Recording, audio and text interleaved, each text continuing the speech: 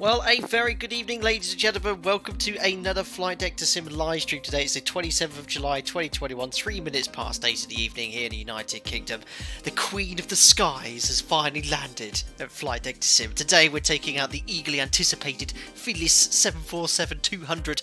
I actually had it installed last week, but I'm back onto a full roster of work, so I've been waiting for this opportunity to stream it. I started playing around with it about 3 days ago. I've been speaking to all the developers, getting loads of feedback about it, how to actually get it from A to B, because there's no formal tutorial yet, and we've got a fantastic flight for you today. We're going to be flying from the birthplace of the 747, Paine Field, the Paine Field Everett plant here in Seattle, and we're going to be flying for around an hour 40 minutes along the west coast of the United States. California is our destination. We're going to San Francisco. We have the fantastic, let me try and pronounce this right, Jovietsky Designs Seattle airports all installed. You can see we're in the back of the world's largest building by volume. You can see here the 747 is being constructed as just outside. I thought we'd have a little look around the scenery as we were all about 747s today. Jack's in the house as well. He's currently sniffing in my face. Go find mummy, you naughty boy. Hope you're doing well anyway, everyone. Jessica's here. If you ever get out to Everett, definitely go for the tour. That building is epic. Now, thankfully, I've actually been. 2 years ago, Microsoft invited quite a few content creators. Somehow I fell in that category to Seattle, so I was fortunate enough to go around Everett plant, all the places in Seattle, the Museum of Flights, Renton as well. So it was really, really cool to do that. Thank you.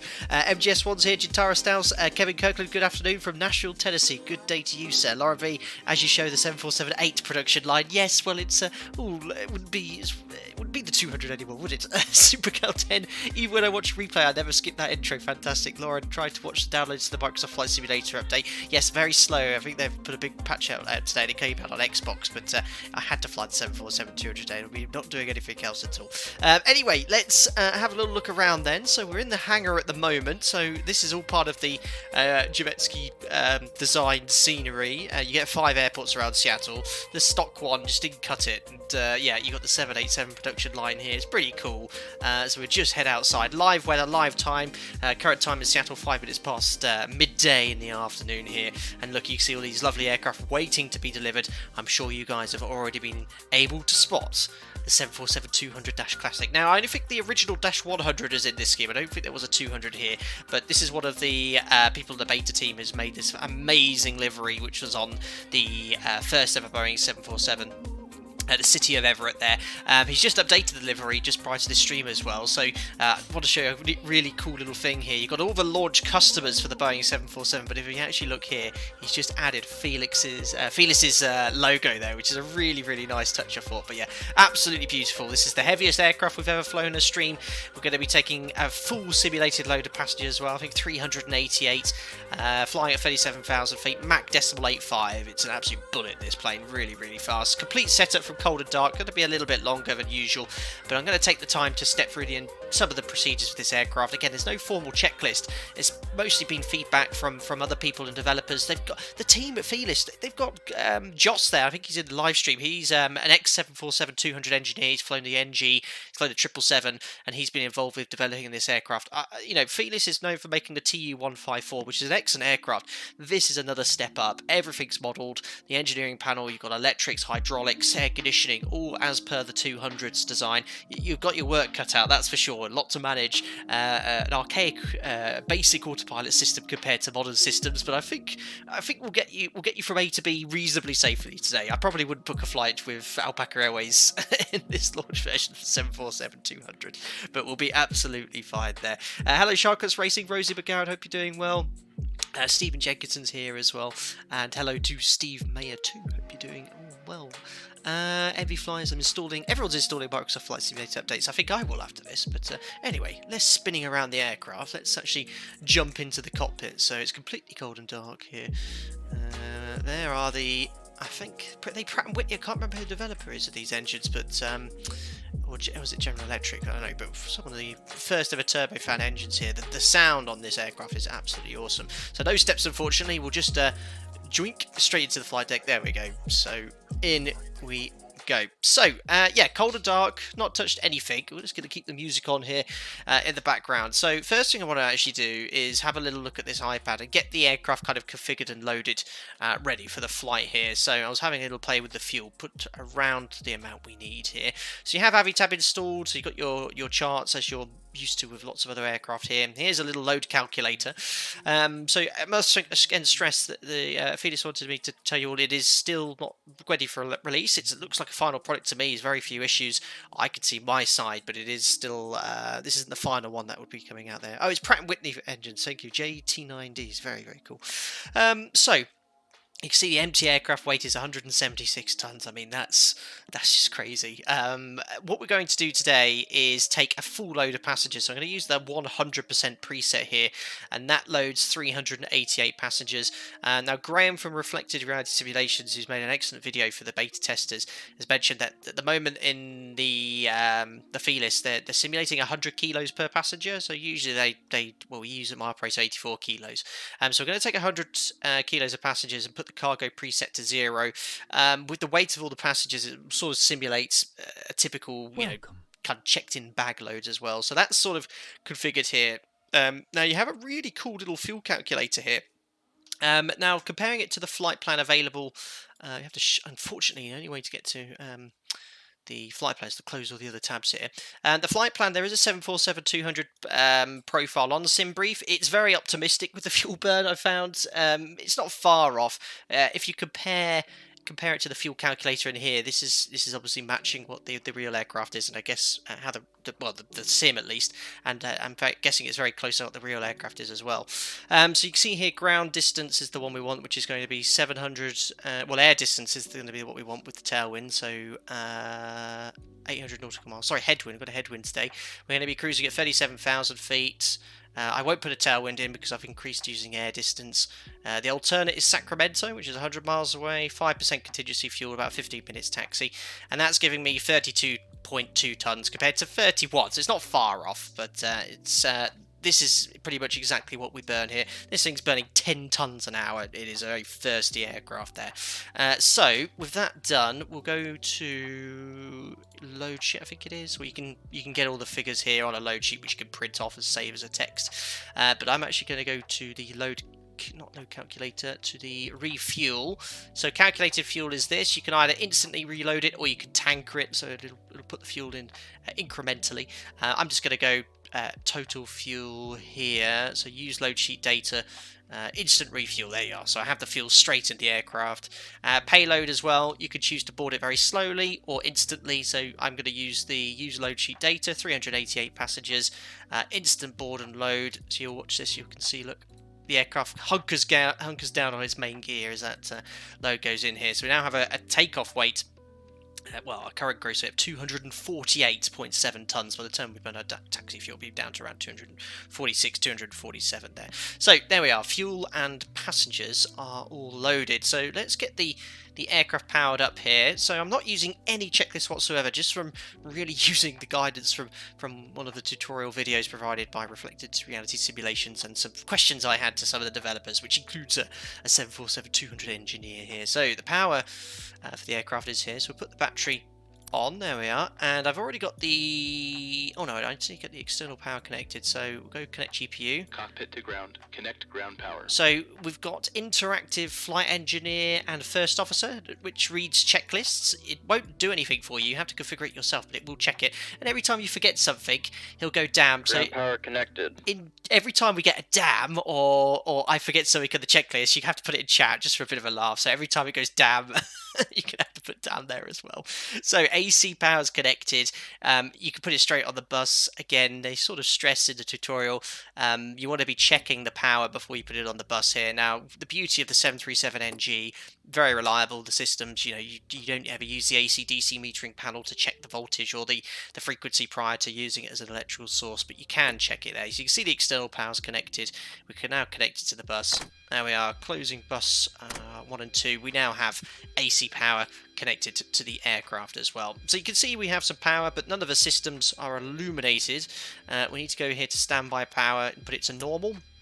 and that'll give you all the gauges illuminated here. The engine instruments will come alive as well. So have some battery power and electrical power connected to the aircraft. Now what I've been sort of doing is a bit of a panel scan, starting on the overhead panel, checking the configuration, then moving on to the engineers panel, getting the APU started, and getting the aircraft configured. There's a wing view for you. Metardam, lovely. Hello Becky, you're saying hello to everyone, and happy birthday to you. I did mention that at the start. Good day to you, madam. Christopher Gosberg, was it the Dash 100 that had pneumatic powered flaps? No idea, Christopher Gosberg. But the hydraulics on this aircraft, you have one electric hydraulic pump which powers System 4, then you have 4 engine driven pumps, and then you have these air pumps, and I think it's like a pneumatically powered pump of some sorts here. Now prior to pushback you have to put the hydraulic pressure on pump 4 and the electric, the pneumatic pressure on pump 1 to pressurize the system 1 hydraulics and system hydraulic 4, and that way when you get the aircraft pushback, the body gear steering, the 2 main gear can twist. If you don't do that, it can cause some issues with better pushback, which I discovered, so I must try and remember to do that. Right, so going on to the overhead panel, sort of working systematically, checking all the guards are down, auto brake, there's no RTO function here. We want to have the anti-skid on, body gear steering will have to have arm for the pushback, probably a little bit out of sequence with what we're doing today. We're going to use INS today as well. You want the compass slaved, so you don't have to update it every few minutes. We'll arm the emergency exit lights, working your way down here, seatbelt signs on, and no smoking signs on. It took me ages to find that when I was testing. Want that compass slaved as well. They're all set. We probably want the nav lights on.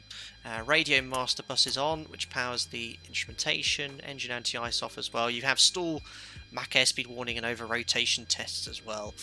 Window heat, you can turn on the power lights, and when you turn these on, when it gets up to temperature they go green, but unlike the NG, which are always on green here, you have to have the power lights on for them to illuminate green when it is up to temperature. So for this stage the overhead panel is configured. We've got it all set up as we want here. Moving to the MCP, we can actually what's been modelled here, which is really cool, is a performance calculation. It's got everything you need actually. So our estimated takeoff weights there, takeoff CG based on our configuration. We're going to use flap 10 today. Sorry, there we are. We've updated it now to the actual takeoff, so you can read it from your load sheets. Get data from the weather. So we're using live weather, 21 degrees, 1018, 3504. We're going to use runway 34 left for departure, and you get these takeoff speeds. You can set that by pushing that. And then when you push the airspeed indicator, it updates all the speeds onto there. So you can see, look, these speeds are quite low. We are heavy, full load of passengers, but we only have about 30 tons of fuel, which sounds like a huge amount here. But don't forget, this aircraft can carry well over 100 tons of fuel. So light in comparison to a typical long-haul sector. So our V-speeds are set. Stab trim you can only set after the engine started. Initial pitch is 16 degrees. That's just to get the aircraft climbing and accelerating, but beyond that you actually want to set a higher attitude. So I think that initial pitch is actually your acceleration attitude of 16 degrees, which you have to set manually. So if you go here to flight director, I'm actually going to have to wait until this is all aligned first, but we'll have a play of it. I mean, I have a sequence to the way I've been doing things normally. Tony Files, built-in performance calculator. I'm loving this plane here. It's really cool. It's been added. So, overhead panels done, MCP, we're going to have a runway heading today of 342. That is set. We're going to climb to 6,000 feet. We are going to be flying the Paine 6 departure, but there's no stop altitude. It's a radar vector SID, but we're offline today. And we're going to set for our initial bug speed V2. I'm going to set V2 plus 20, so that's going to be 168 knots. And that's something for us to aim for to set an initial target attitude. Until we accelerate. So that's all set. We're going to set the radial inbound to our first VOR, which is going to be Seattle. The frequency for Seattle is 116.8, so we'll get that active on 1 and 2. There we go. 16.8, and let's put the INSs to standby now to get them warmed up. not one INS on this aircraft, they're 3, and they're all independently modelled. It's incredible, really. It's quite a complex aircraft. You can load one, and there's a function called remote, which allows you to copy the information to the other 3, which is pretty cool when you're programming the waypoints as well. So I'm happy with how we have everything configured pilot-wise. Let's talk about the engineering panel now. First, you want to get some APU. We'll get the APU started so we can get some conditioned air into the cabin. So we firstly go to APU start. You get the fuel valve light and the APU door light illuminating to show you it's opening, and then once it's fully open, that light extinguishes and then you can start it. You'll notice that the boost pump has automatically come on to provide pressure for the APU, so it doesn't have to suction feed even though the switch is off, which again is a pretty cool feature. You can see now the door's extinguished, the APU door light's extinguished. We'll go to start, so there we are, the APU's now starting. Let's have a little listen to that.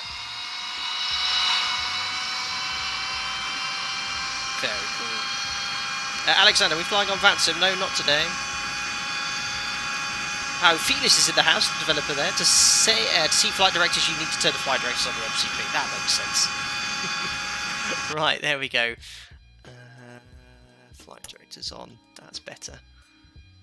See, it's all out of sequence to the NG. I'm hardwired into flying it. Now, I swear that the artificial horizon centered quicker than this on the test sectors. And I've forgotten to do something. I'll leave it for a little bit longer.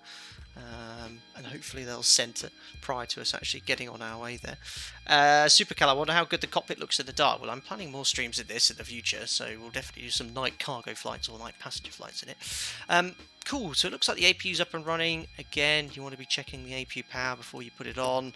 So you can see you got the frequency. We can actually close the field there, and you'll notice that when you do that, you then get the voltage, I think. There we are, that's closed, but we can now put it on the bus. So that's close.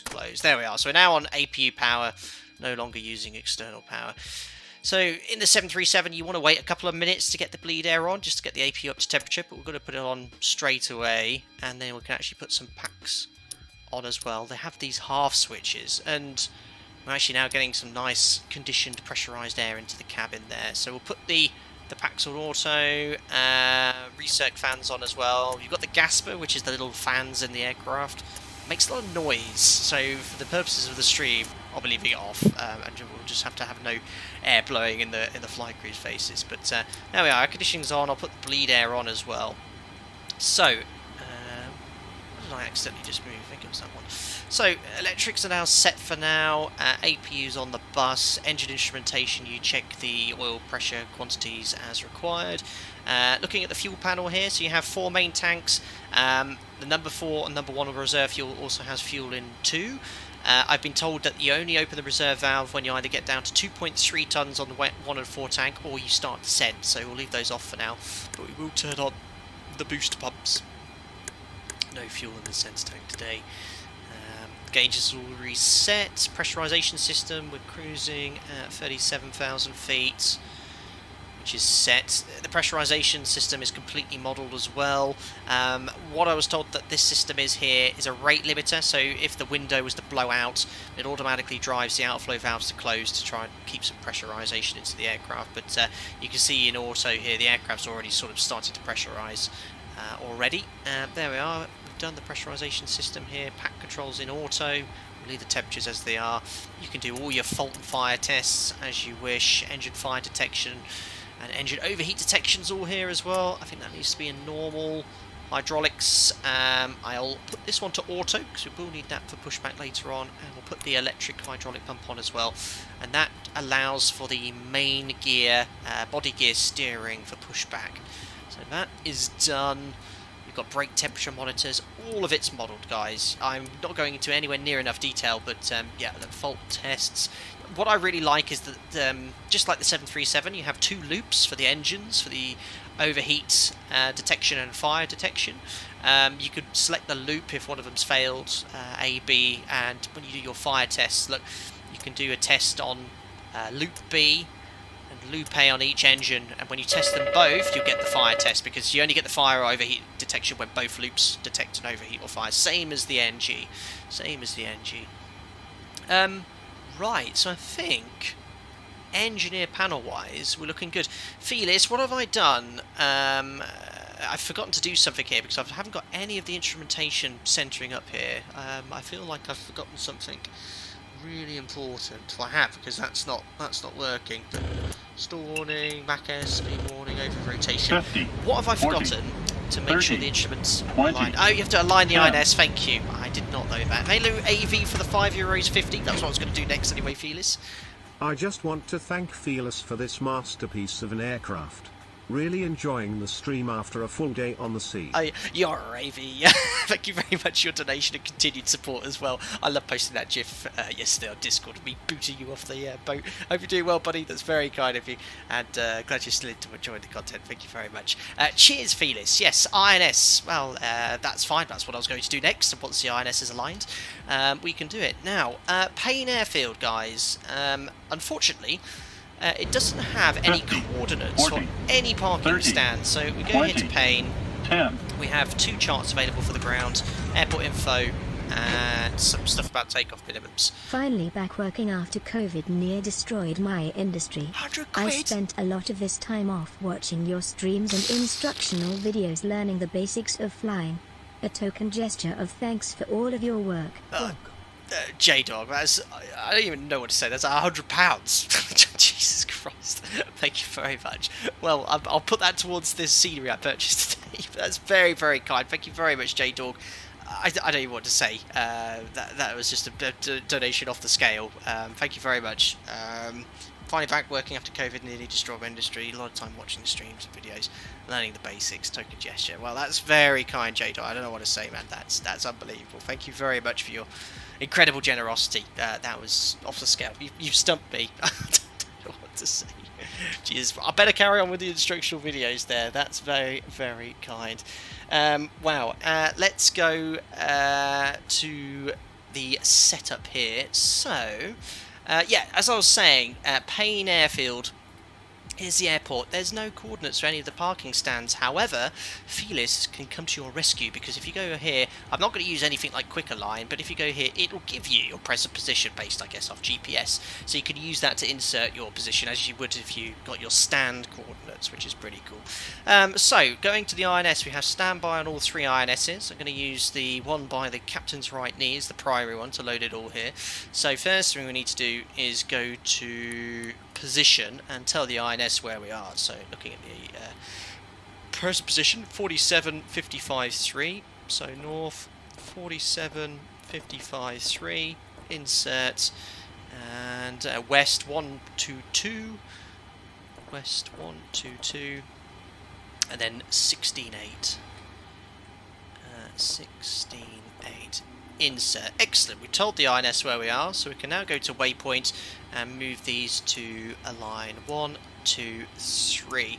Now, so you don't have to load every single INS independently, here's a nice little tip for you, which I've been picked up from Graham at Reflected Reality Simulations. You guys must go check his channel out, because he's got some fantastic, really detailed tutorials, and he's an Airbus pilot, I found out as well, which is really cool.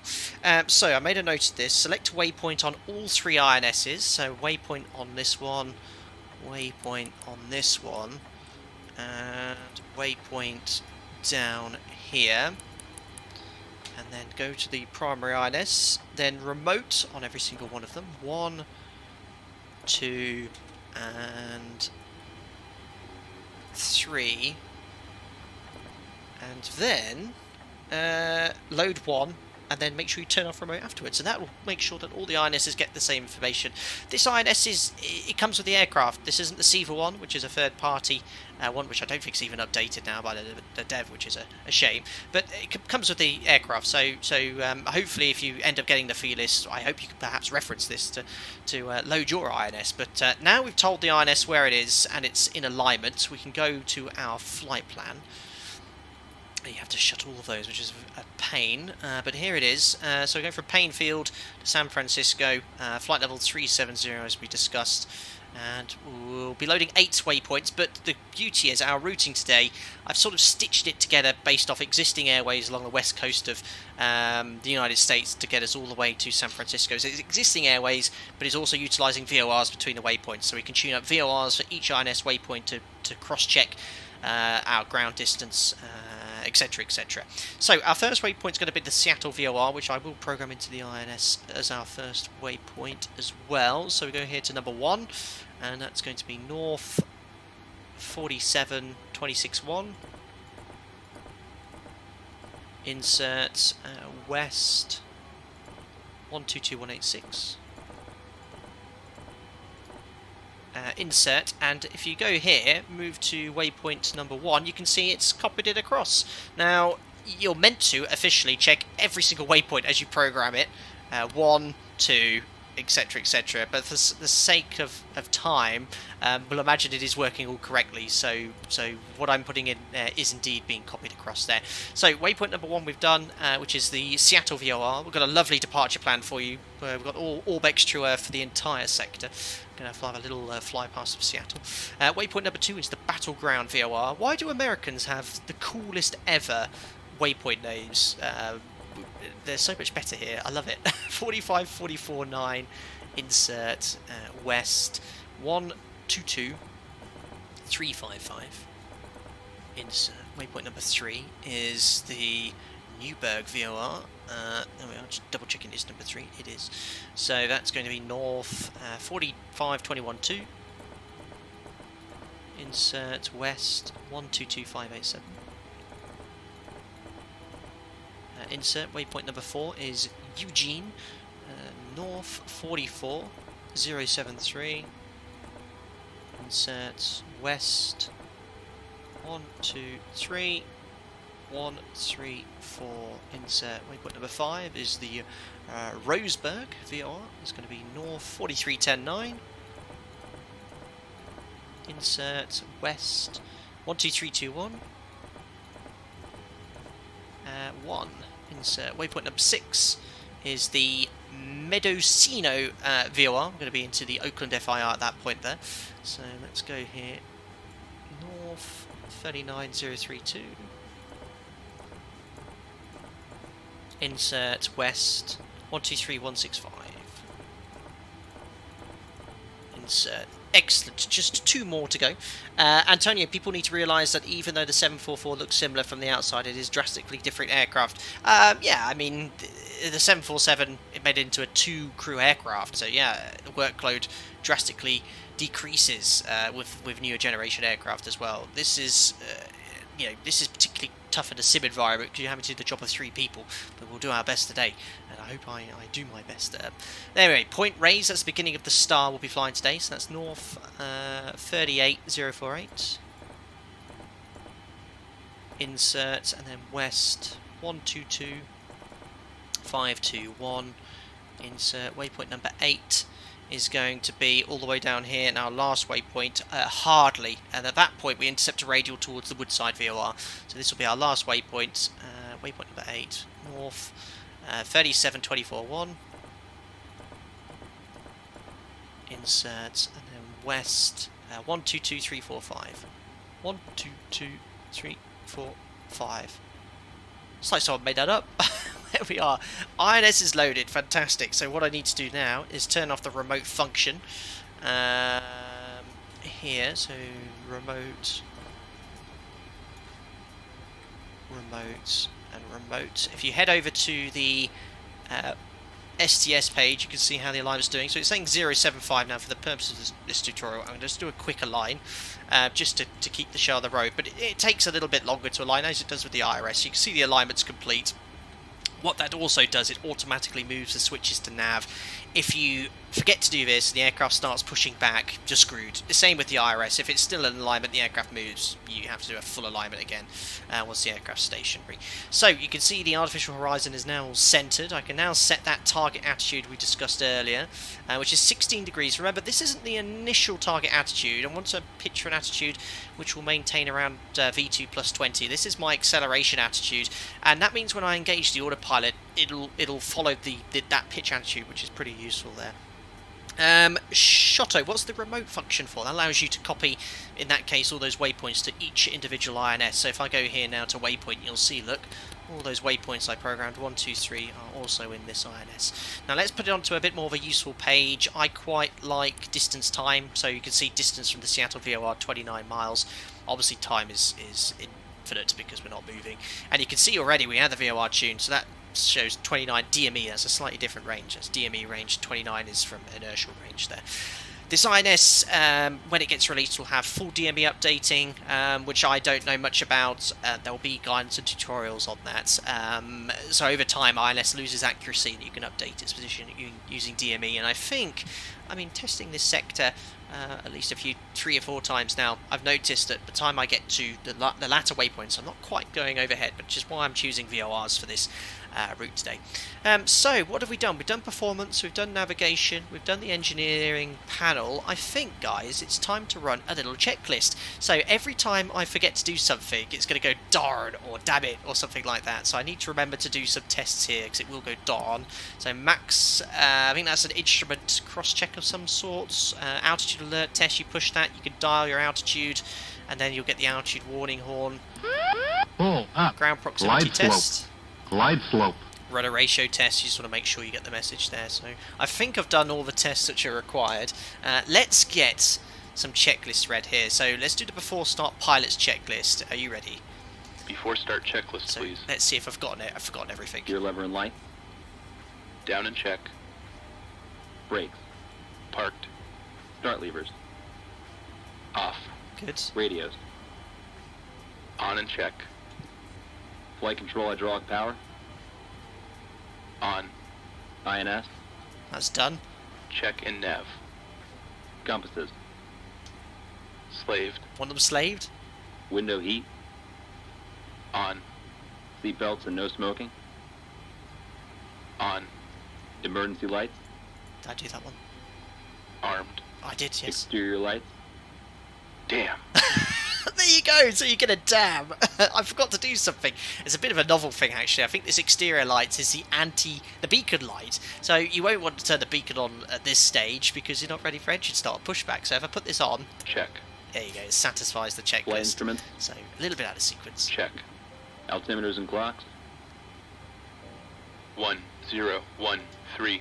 Set and cross check. Actually, that's not correct. I'm Radio setting INS QNH. switches. Radio. Radar and 50, transponder.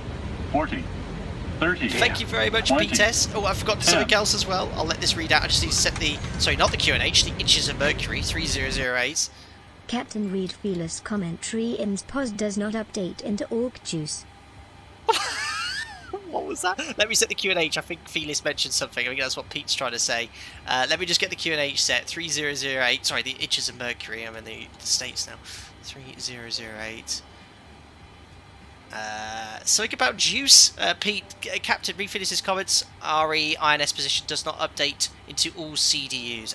Okay. Thank you very much, Pete S, for highlighting that. Sorry, Felis, I'm missing the chat here as well as I get everything there. Well done for everyone's damn in chats. Fantastic. I love that. That's too good. It's very, very good. Strange TWA checklist. I think it's based off TWA procedures there. Let me try and have a look at Felis's... comment here. I'm scrolling up there. Insert position into the CDU's position doesn't work with remote. Okay, got you. Thank you.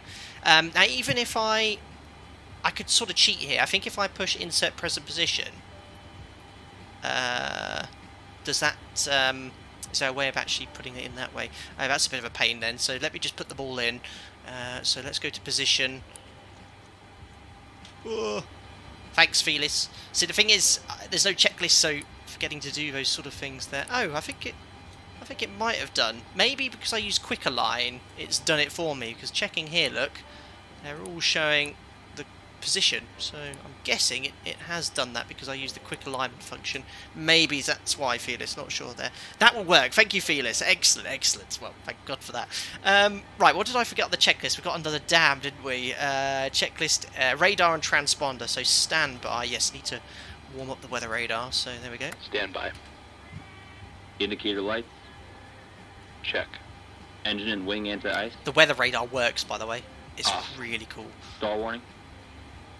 Check. Mach airspeed warning. Check. Auto brakes. Check and off. Body gear steering. We'll show this during taxi. It's Arm. really cool. Anti-skid. On. Autopilot and flight director. Damn. What have I done now? Autopilot and flight director. Check and off. Check and off. I want them on though. Takeoff warning. I'll put them back on. Oh yeah, takeoff warning. So that's just a takeoff config, exactly the same Check. as in the 737. Auto flight annunciators. Check. GPWS. Dam Check. 2. Can someone Instrument make a warning. note of how many dams I get? I think we're on Hold to on. dam number 2. There's another one. There's a hold on. Instrument warning check. Oh, I thought I'd done that one. Is it that one? No, it's not that one. Uh-oh. Where is the instrument warning check? Oh, no. That's inhibit. I thought it was that one. There is a little instrument. No, that's the push to talk to check the enunciators. Good job this is a drinking game. Make it red. Flight director computer selectors. Hold on one. Check. Ah, Instrument wasn't that source one? selectors. Normal. Reserve brake valve. Closed. Spoilers. Down. Static selectors. Normal. Oxygen mask and regulator. Check So and got emergency off. pressurised the hydraulic system already. Brake pressure. Check. So that's charged the Stabilizer trim. hydraulic pressure. Check and on. Rudder and aileron trim. Check. There we are. Check was completed. So before start pilot checklist is done, we now have the flight engineer's checklist. This is the flight engineer speaking next. He has a different voice. He's going to make sure I've got the flight engineering panel configured correctly, and then we'll be ready for pushback. So let's do this one. Battery He sounds on. fantastic. This APU guy. panel. Check. Auxiliary 50, power. 40, Check. 30, Engine oil 20. quantity. 10, Thanks, Check. Luigi, Fuel quantity. for the 250 Mexican dollars. 980 kilograms. Damn. Fuel panel. Thank Check you very and much, set. Luigi. Very kind of you. Pressurization controls. Thank you. Check and set. So that's set. Bleed controls. Bleeds are on. Let's see. Oh, sorry. That's a dam. That's a let's see though this time. Bleed controls, check and set. So Jim goes darn. This guy goes let's see or Is it? What was the configuration? Was it off at this stage? Check and Oh, set. half. That's it. Hydraulic quantity. Check. EPR computer. It's not there. Let's see. So it's another one I've forgotten here. So EPR computer. I think actually, because I looked this up earlier, the correct term, and thanks to Joss for sending me this, is the FRATS, which stands for the Full Flight Regime Auto Throttle System. So it's a bit of a hard in a single pilot desktop simulator to kind of manipulate this whilst climbing, but you have an auto throttle system here. It's set to not top of descent, is what I thought it stood for, but it's actually takeoff dry. I think at this stage it wants it in go around, Go around. which is very unusual. Circuit breaker. I think it's been going to change then, Check. but we'll put it back to top, Indicator top light. of descent. Takeoff Check. dry. Electrical panel. Check and set. Air conditioning controls. This Pilot Band 71, minimum bleed pressure for start is 30 psi. Very good. We're on 30 here, but I'll take the packs off for the engine start there. What have I forgotten now? Air conditioning controls checked and set. Now maybe that's to turn the packs off. Check and There. set. So that's giving me the duct psi. Same Fire as an control NG. and wing overheat panels. Same as the NG. Check and set. Equipment cooling. Get pushed back Check. as soon as it's Passenger finished. oxygen. Check. Hydraulic panel. This. Yes, hydraulic panel. What is it I need to do here? It's... is it to turn on the pumps? I thought that was after engine start. Let me put these to auto. Oh no! It's not that one. No, that one's after the engine start. What is it on the hydraulic panel that they wanted me to do? I've turned... No! I need that on anyway for the pushback, I know. You can switch off ADP number 1. Okay. Check and set. Thank you. Fuel jettison panel. Check. Crew oxygen. On. Oxygen mask and regulator. Check and emergency Yes, off. they want to be off now. ADPs off. So they're the air-driven Checklist pumps. complete. Am I right in thinking I need one of these on for the pushback though?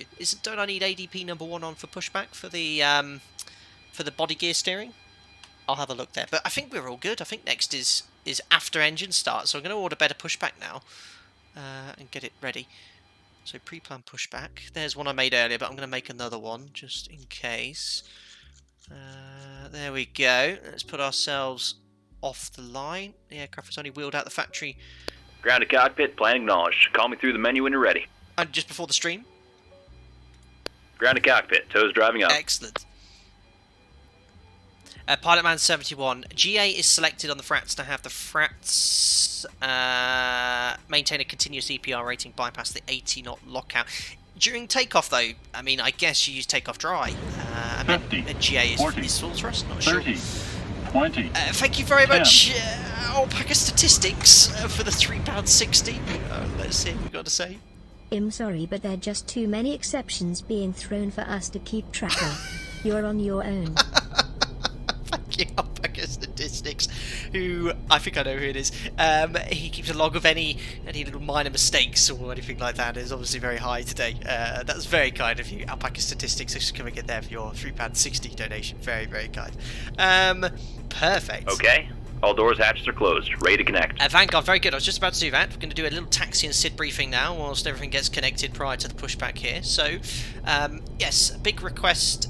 I don't know if you can do that, Felis, is to have the little home button on the tablet, because with Avitab, the only way to kind of access the charts is I have to close the flight plan. It would be quite nice to just be easy to flip between the two like with other add-ons.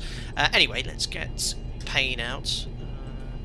So airport, it's just that one, and the SID here as well. And I'll talk about the departure. So I've got a nice special departure for you today, which I'm going to brief in full.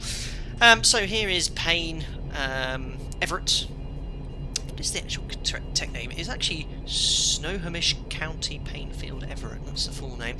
So we're on this little stand here just outside the largest So connected, bypass pin inserted. Release the parking largest brake. building by area, and we're going to push back to face west. Quite a long taxi then, so we're going to go along the main apron. We're going to go past where all the new customers for Boeing get their aircraft picked up from.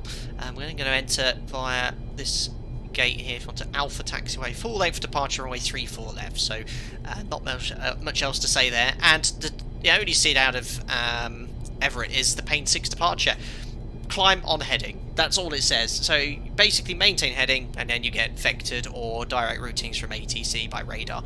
So on assigned heading, radar vectors to join assigned routes, maintain assigned altitude, expect filed altitude 5 minutes after departure. So for the purposes of today's stream, which I thought would be really cool, is what we'll do, we're going to maintain runway heading till we get to 3,000 feet, and then when we get to 3,000 feet, I'm going to climb to 6,000 initially, but at 3,000 feet I'm going to make a climbing left turn direct to the Seattle VOR. That way we're going to maintain 6,000 feet until we get to the Seattle VOR as well.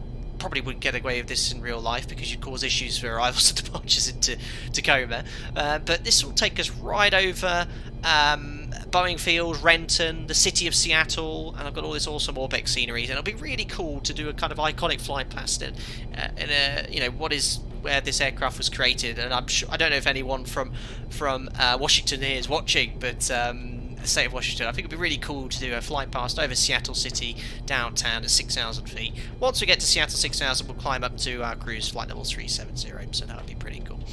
So I think we're all good to go. So let's do kind of like our before pushback flow here. So beacon on, packs are already off, transponder we want to set to transponder, we'll leave it at 2,000, and parking brake I can release. Should we do it, guys? Any chance of a wing wave? Yeah, I could do that for A345 today.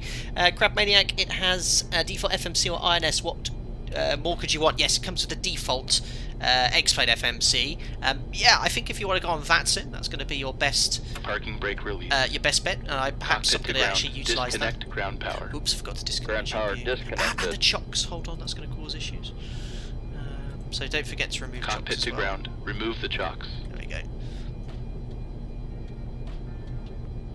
Hello, Trevor, from Seattle. Very, very cool. Paul's from Seattle as well. Fantastic. What have I actually... Starting There we pushback. go. Go ahead and start the engines. I was waiting to remove the chocks there. We're on our way, guys. How long was that? 45 minutes, but it was a very detailed setup. When we fly this again, I'll be able to rattle through the checklist a little bit quicker, but you're having to do a job of 3 people, so it does take a little bit longer here. Felis, set the radar to standby to warm it up. Done it already. I got a Felis. It's on standby. We're warming it up, and I'll be showing everyone that everything there. The ground return I saw was modelled as well, which is really, really cool. Excellent. Oh, we haven't done any PAs. Ladies and gentlemen, this is your captain speaking. On behalf of the entire crew, welcome aboard the Boeing 747 Classic. We will depart shortly after we have our clearance and the cabin crew is finished with their preparations. For now, I wish you a pleasant flight, and I will be back during the flight with further flight information. That's how it sounds, isn't it? 747 never makes me so high up. Whilst taxiing and taking off and landing, the perspective takes some getting used to. It's quite different. Right, best get some engines started then. So to do that, we need to put the start valve to arm. Ready to start the engine. The sequence seems to vary. Some airlines Ready go for engine start. Go 4 3 2 1. Others go 4 1 2 3. I'm just going to go 4 3 2 1. There was what was the video I watched on YouTube, and they did it that way. So let's do it. We'll hold. We'll use system 1. Hold it on ground start. Starting engine 4. Start valve open. And when the start valve open, it'll you can let go of it. It'll hold it down for you. And we're waiting for an N2 of 20% before we insert fuel.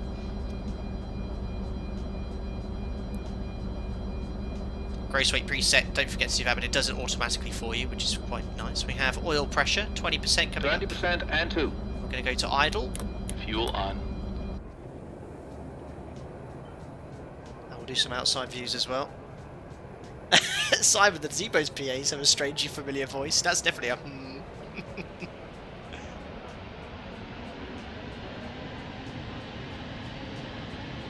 Now, starting engine number 4. Engine stabilized. Thank you. Jim 2 will now start engine number 3. Starting engine 3. Start valve open. Yeah, you can see during pushback. The Operation main complete, gear, set the parking brake. the main gear steers the aircraft as well. Parking brake I'll show you set. during the taxi, which is pretty cool. Disconnecting tow, stand by. So the 2 inner main landing gears tilt to assist with taxiing. 20% and 2. Also push back. If you don't Fuel arm on. the system when pushing back, it better push Light back up. for a bit of a wobbly there. Jim 2 has a name this time. Joss. Actually, Joss, one of the individuals on the development team helping Felis, he has Starter a off. vast array of flying experience. He was an engineer on this for 9 years. He told me he's flown the 777, the NG, and I think his work Engine is stabilized. in providing feedback to Felis shows. It's incredible what's modelled here. Right, starting engine number 2. Starting engine 2. Start valve open. So we're starting now.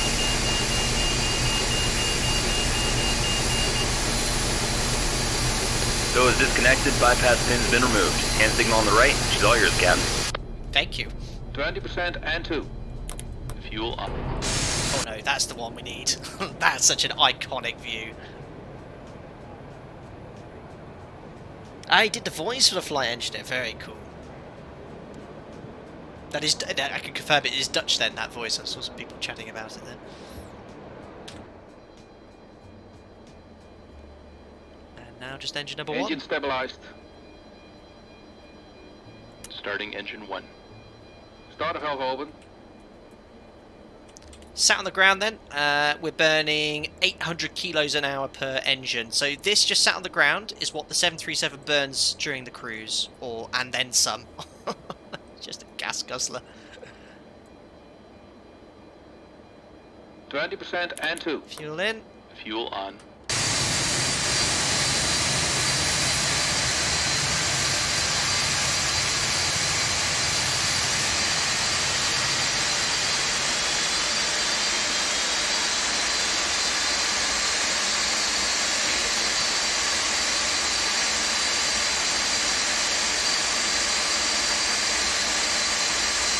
There we are. 4 engine starts complete. And I think I might have just missed a stable call.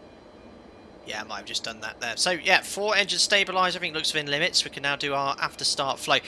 Now, it isn't that dissimilar to the NG. You need to put the generators on, probe heats, configure for anti-ice, flaps. I'll do it again. We'll see how many Dorans we get again. But again, prior to putting each generator on the bus, what you should be doing is checking the voltage and frequency for each individual engine, and then checking it after you put it on the bus here. But I'm happy just to whack them straight on now. So close the bus. 1, 2, 3, 4. You can see the AC amps have dropped off the APU. Close the split breaker system. We can also turn off the APU now, as each engine is powering the, each IDG is powering the electrical system there. So we'll go to stop, There we are, fuel valves closing, that shuts off the APU, close off the bleed air. Now, we do a packs off takeoff, but for the purposes of the checklist, you taxi out with the packs on, provide conditioned air to the cabin, and then you one by one turn them off prior to departure. I'm just going to put them on full. Engine bleeds are on. These need to be in auto. And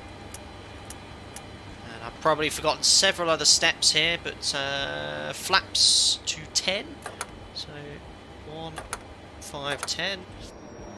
The modelling of the flaps here is amazing. You can see the little screw jacks operating the flaps. I'll try and get a view of it for you. The detail is phenomenal.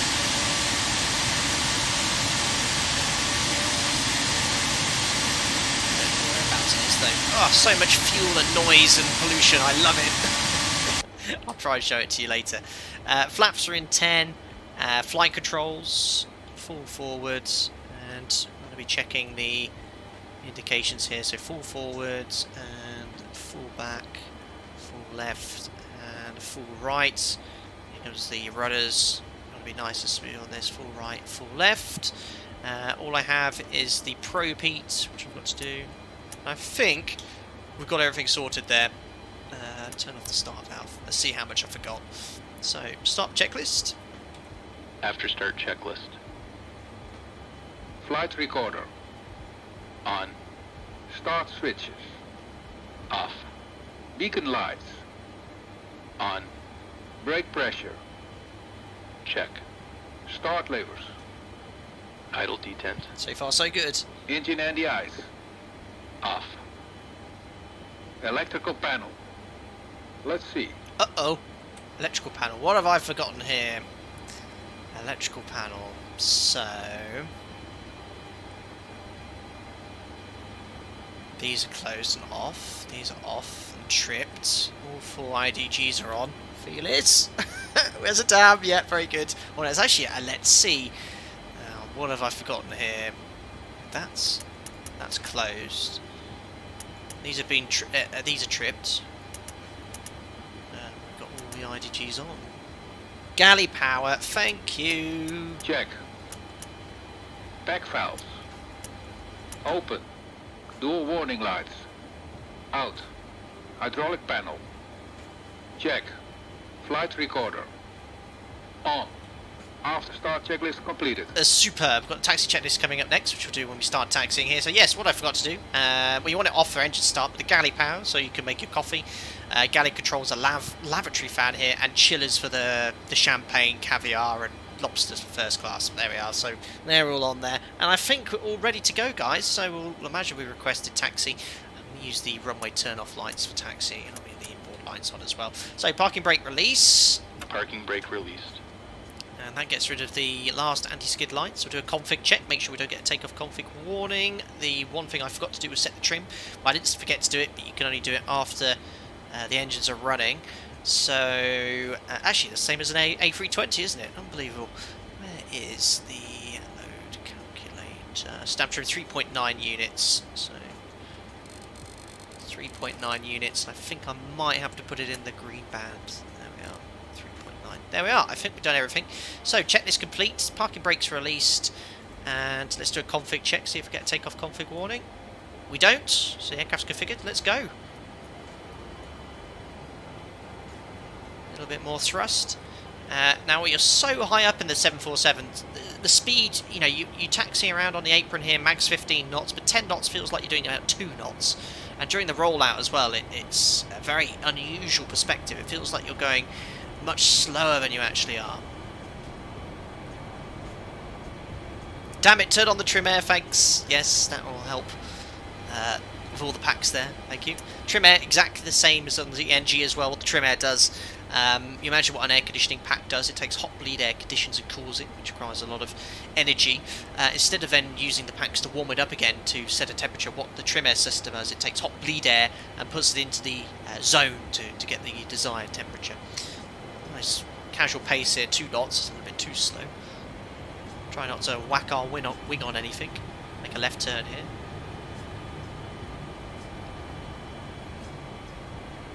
Joss D777 in chat, everyone, is a real flight engineer who spent 9 years on this aircraft and has flown the NG and the 777.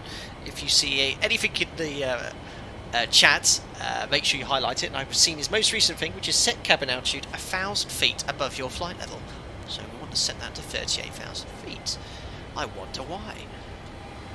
But I shall do that. See, you sat there for 9 years. There we are, 38,000 feet set. RIP FPS. Taxi past here. Enjoy the noise. Live weather, live time.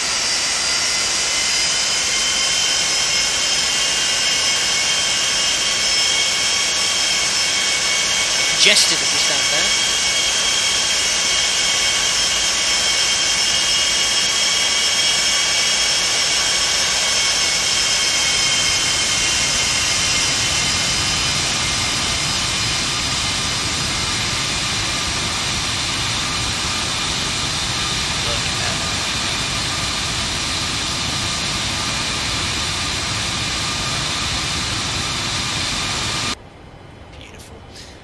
Aircraft being delivered to then on the plant with Azerbaijan, Norwegian, ANA, Japan, Cafe, Cargo Lux over there. Very cool. This is the Javitsky Designs Seattle Airport add-on. Very, very nice. So flight time about 1 hour 40 minutes we get airborne. The takeoff sequence will be very busy. I've been given so much information about takeoff, all of it differing in information. Some airlines do one procedure, some use the auto throttle, some don't use the auto throttle.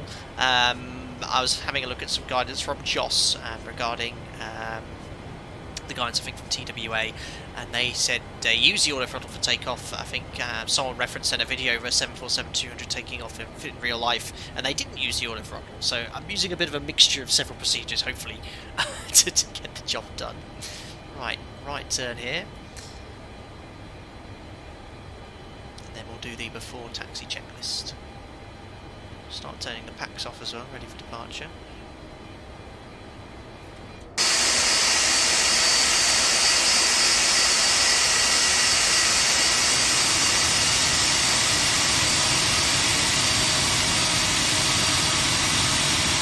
Just to show you the main landing gear, I'll just make the rudder input full right and left. Notice how they tilt?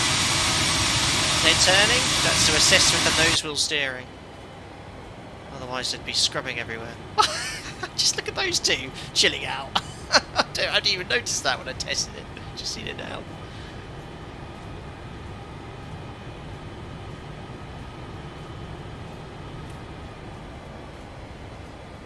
Very cool.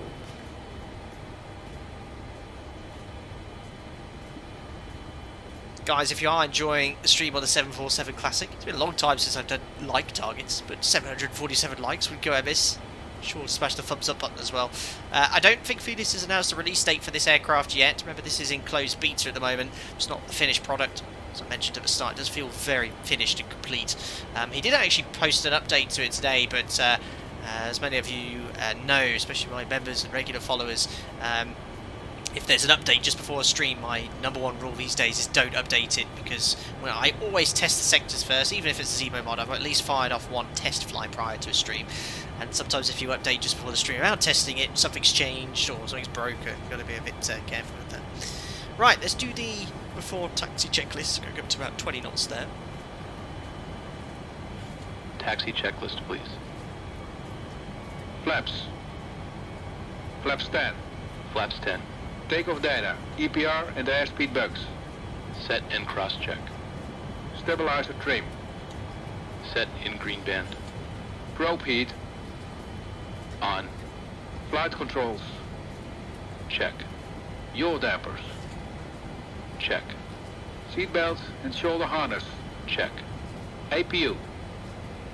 Off. Fuel heat. Damn. Off. Oh no, I did that one. Totalizer and gross weight. Set. Flight engineer and pilot panels. Check. Aft cargo heat. Normal.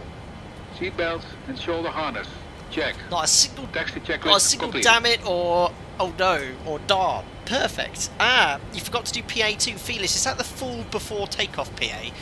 I did do that on the test sector, but it takes about 5 minutes. So I'll go straight to 3, which I think is... Cabin crew, take your seats. I'll do that one, because I know 2 is a full safety demo.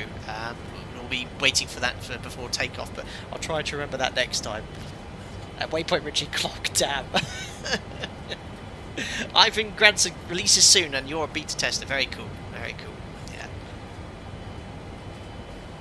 Right, so now we've done that, I'm actually going to start turning the packs off ready for takeoff. So, pack number 3. Apparently it wants to be a gradual process.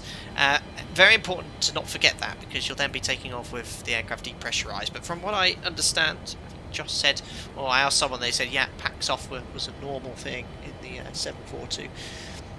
Bob Dylan, the cockpit looks like way too much effort for me. I'll stick to A310. It's a lot going on, but that's the reward of flying an aircraft like this, is learning it and getting it safely from A to B. We've got one more checklist to complete as well, and then we'll talk about how we're going to take off as well. Just go idle here. Just go quite idle actually, otherwise we'll grind to a halt before the whole point.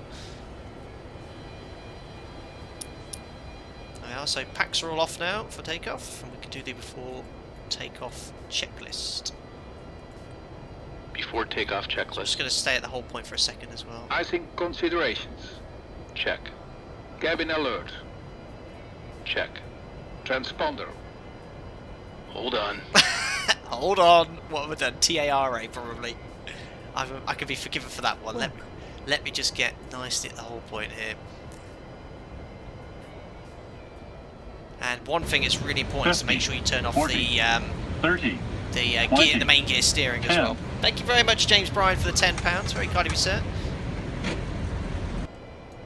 Hi Captain, glad to hear you have a full roster. Thank Since you. the pandemic I'm relaxing watching your stream, recuperating from keyhole surgery. All the best to you, Mariana and Jack. Thank you very much, James Bryan, as I taxi appallingly there. Amazing. Well, I hope your keyhole Parking brake I hope set. your keyhole surgery recovery goes on very well, and thank you so much for tuning in, and thank you for your kind words. Yeah, I've never had such a full roster actually. Between now and end of August, 110 hours, literally no standbys, flying every day, and the loads picking up. It's really nice, really nice. So streaming a little bit less, but I still plan to stream on at least once on my days off. Very kind, James Bryan. Thank you very much. Right, so checklist TARA. We'll put that in now. Check. He'll be happy now. Ignition. Hold on.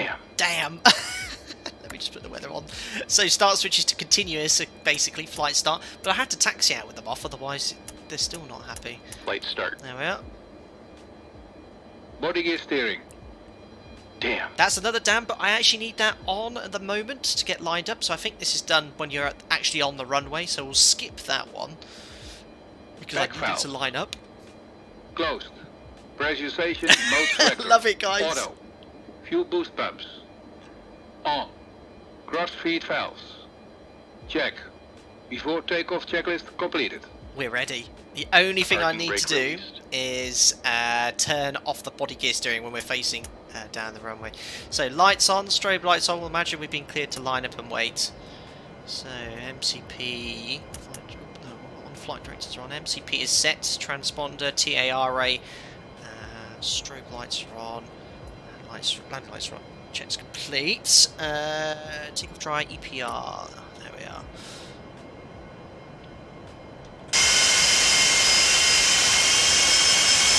Trying to line up at this view.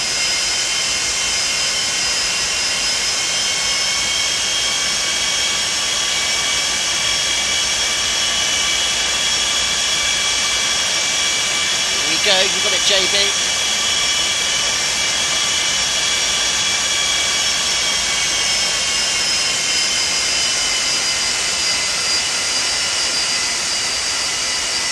Well, it's getting a little bit hot there. It's not easy. I'm going to jump back into the cockpit. It's the cleanest of lineups, but we'll do it, and I'll talk a little bit about how we're going to actually get this aircraft airborne.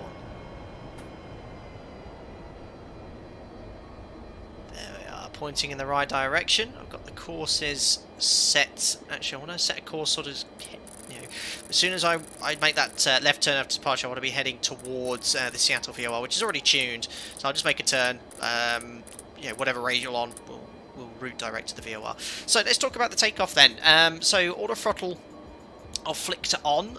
Initially I'm going to set target EPR of 1.1, which is around 40% N1. Well, I don't think it is 40% in this, but in the NG we'd set 40%. And then we're going to engage the auto throttle. We already have the frat system on EPR. V1 rotate as normal. Remember that pitch altitude we set isn't the initial target pitch altitude, that is the altitude to which we want to accelerate. So I'm going to pitch to maintain this bug speed around V2 plus 20. Might be a little bit faster for that by the time we actually get to that altitude because it's quite a slow rotation. Climb out until we get to 1,000 feet. I'll engage the autopilots and then I'll start lowering the nose to accelerate. So I'll just set that target altitude. Well, the automate should do it. Flap retraction, we're going to select flap 5, flap 1, flap up. Flaps up, no lights, accelerates 250 knots. Remember, the clean speed is very high in this aircraft, so the minimum speed cleans are at 250 knots in this gross weight. Climb to 6,000, left turn at 3,000 feet towards the Seattle VOR, and then we'll see all the highlights. So, guys, should we do it? I've just looked at the viewers. 1,000 people are watching the Felis 747-200 takeoff. Amazing. Right, let's just turn off the alerts for departure because we want to enjoy these sounds. A little bit of background music's off as well. Should we do it, ladies and gentlemen? Toga's in chat, EPR's in chat. Let's hope I don't forget anything major. Parking brake's definitely released. So EPR about 1.1.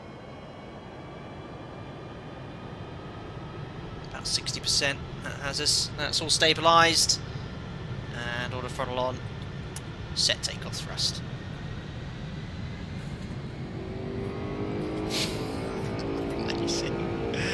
There we are, takeoff thrust set indication. Thanks, Jim 2. Checked, releasing forward pressure.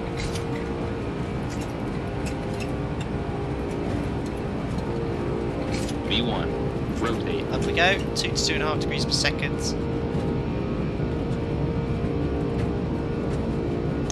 And we're airborne, straight up to around 20 degrees. Look at this power of this thing, so much power. Gears coming up.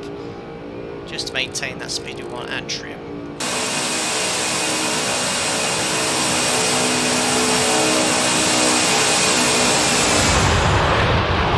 Amazing. There we are, 1,000 feet. So what I'm going to do is chuck on the autopilot here, just to give me a hand. Command. I don't want you turning just yet. So maintaining the heading. Setting climb thrust. Yes, sorry. Ooh, I did forget to disarm that, thank you. We are. Actually, I'm going to now go to vertical speed because our speed is dropping off here and just set a lower vertical speed just to help her accelerate. Let's go to around 1,500 feet per minute and then we'll start flap retraction. There's 3,000 feet, so I'm going to make that left turn direct to the VOR. As the flap 10 bug, so I can select flap 5. Flaps 5. Slow that nose slightly again just to help it climb. 1,000 feet should do it. There's the... Wait for the flap 5 bug, we can then select flap 1. Set timer, oh my days, just... yeah. Damn it. Wrong one as well. There's the flap 5 bug select. Well, I gotta get the timer on, there we are, flap 1. Just add 2 minutes for timer. Flaps 1. Oh, I think I actually might be the wrong bug. I think that's actually the flap 1 bug. Yeah, let's wait until we're above that bug. That's the flap 1 bug. It was a little bit early with the flap retraction there.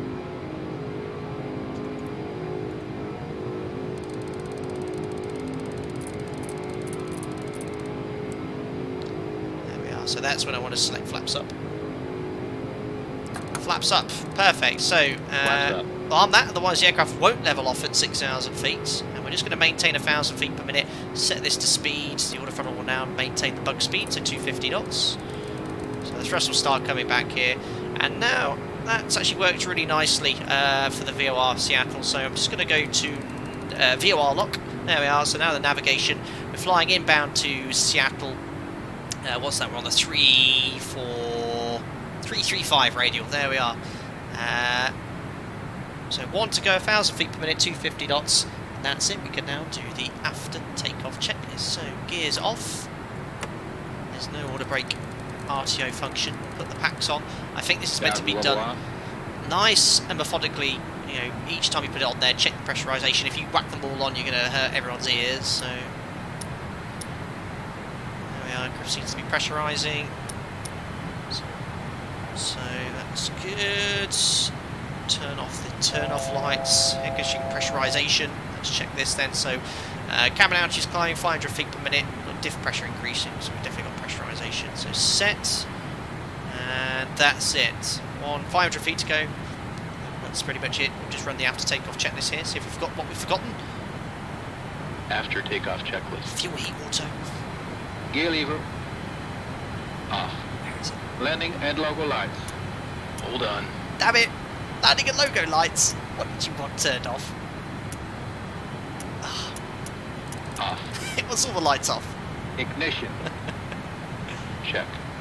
Seatbelts and That nose actually must be cone off, sign. doesn't it? Check. Ignition Back must be off, I valve. think. Open. Fuel heat. Auto.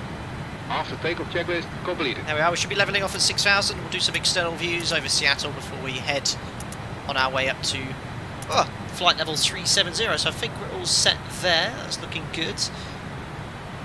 Amazing. And there we are. Right over the top of Seattle. There's downtown coming up. We've got Boeing Field. We're going to maintain 6,000 feet right over the top of the city centre. I thought that would be pretty cool. So we're just routing directly to our first VOR, the Seattle VOR. I can go to waypoint change 01, insert. That'll update our present position. So when we switch to INS, it's all looking good. And yeah, 250 knots, 6,000 feet. And I hope everyone in Washington State, Seattle, is waving from outside. I'm going to have to turn the exterior sound right down because it will deafen you. There we are. Beautiful. There we are by Paine Field. I hope we'll depart from there again soon. What do you think, guys? What a departure. And yeah, this is why I wanted to be offline today, just to have a bit of fun. 6,000 feet, right over the top of Seattle. Hopefully by the time I've got the camera around, we'll be over downtown. I regret to set out hold. Oh yeah, out select. There we are. Out hold. Thanks. I think he would have stayed though without select. There, he's coming up downtown. So this is the Orbex Truo scenery for Seattle.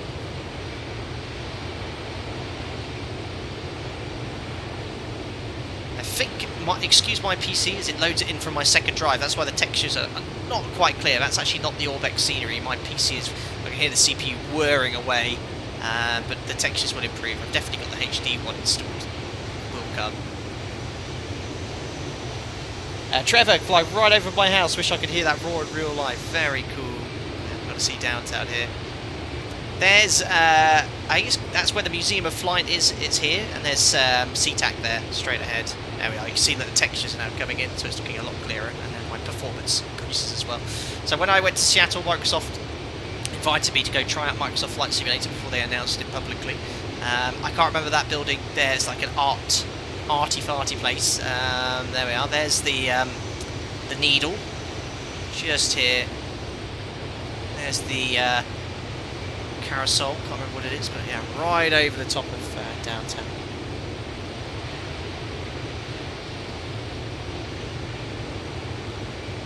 Very cool. Two stadiums. Can't remember any of these names there. Very, very cool. Well, sat here at 6,000 feet, 250 knots, we're burning a lot of fuel. You can see we're burning, what's that, 3.5 tons? We're burning 14 tons an hour. Okay, not very efficient. We're also going to be upsetting Seattle radar controllers by approaching Seattle's main international airport at 6,000 feet. So we best go a little bit higher, and we'll dial in flight level 370. We have 9 miles until we get to the Seattle VOR. I'm going to switch to INS navigation now. So to do that, I'm just going to go briefly to heading select. I think you can go straight to it, but just for my kind of peace of mind, just to make sure it's definitely working. So there's heading. We're in heading select. We're going to go to INS. The needles are all lining up, which looks good. And INS. 50. Switch 40, this over to INS, 30, and there we are. The aircraft's 20, now following the 10. pre-programmed INS. We are 6 miles away from Seattle's waypoint, 1.4 minutes. Thanks, Ikri 0002. I'm just going to dial in our cruise level, and I'll read your donation there. So we're going to go up to 370 today. So 370 set. So lots of different ways of doing this. The way I found works quite nicely. I select EPR and then straight to indicated airspeed hold. And that way the aircraft will now maintain whatever bug speed there is here. Because we're quite light, we don't have 100 tons of fuel, we're going to maintain 250 knots. We should get 4,500 feet per minute, no problem whatsoever. Thank you, XP11 for the £2. Are you planning to butter or go around till the engine splutter? All kidding aside, it was a pleasure controlling you and the rest of the herd the other day. Take care, Captain. Best regards to all. Thank you very much, XP11. Members of my channel, if you'd like to visit the live stream channel chat, you'll see my landing rates I achieved on the test sector streaming to the members earlier. It was a mere minus 25, I'll have you know. Amazing. I don't think I want to beat that during the stream. Wicked, on our way. How's the sound, guys? I mean, obviously the sound is amazing. The engines sound fantastic, but maybe a little bit louder. Maybe turning it a little bit down a little bit so you can hear me clearly would be a good thing, perhaps. You can hear all the airflow noise over the wing, but that's the view. Everyone would know this from the 7.4. There we are overhead Seattle. We're now making a right turn to our next VOR, which is Battleground, but it is programmed in the INS there.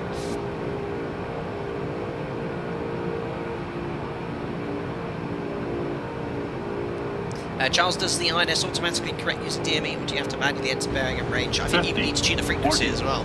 30, a lot to do. 20, 10. Thank you very much, John Paine Field, for the £5. Fantastic stream, Captain, and fantastic aircraft. Next time we see an aircraft carrier, you know what to do, lol. Thank you very much, John Paine Field, for the £5. You're suggesting that we land at the next available aircraft carrier that we see in the sim. Thank you very much for your continued support as a member and a number of donations. Very kind, sir. Thank you indeed. Right, so going to performance calculator. Optimal climb speed 299 knots. I've just gone to vertical speed to allow the aircraft to accelerate to our optimal climb speed of 299 knots, which I can also bug. And as soon as we get there, we're going to go back to indicated airspeed hold.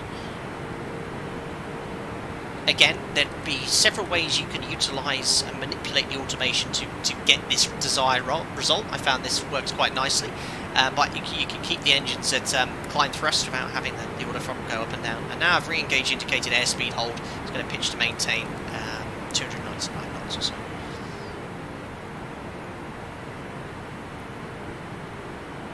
There's one more thing I've got to do. I've got to do a flyby at full volume. Just turn your volume down, guys, because this is epic.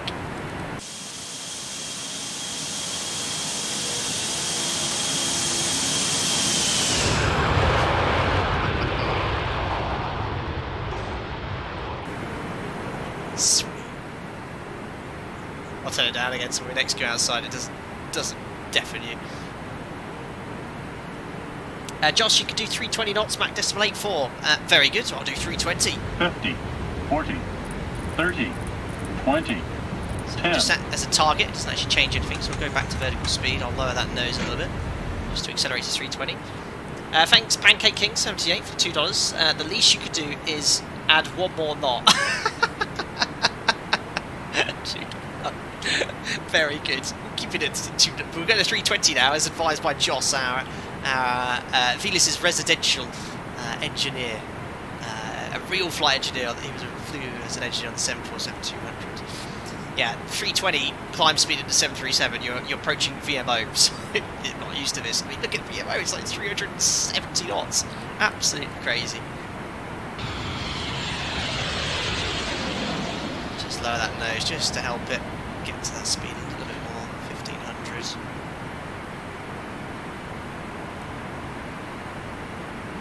That's about 320.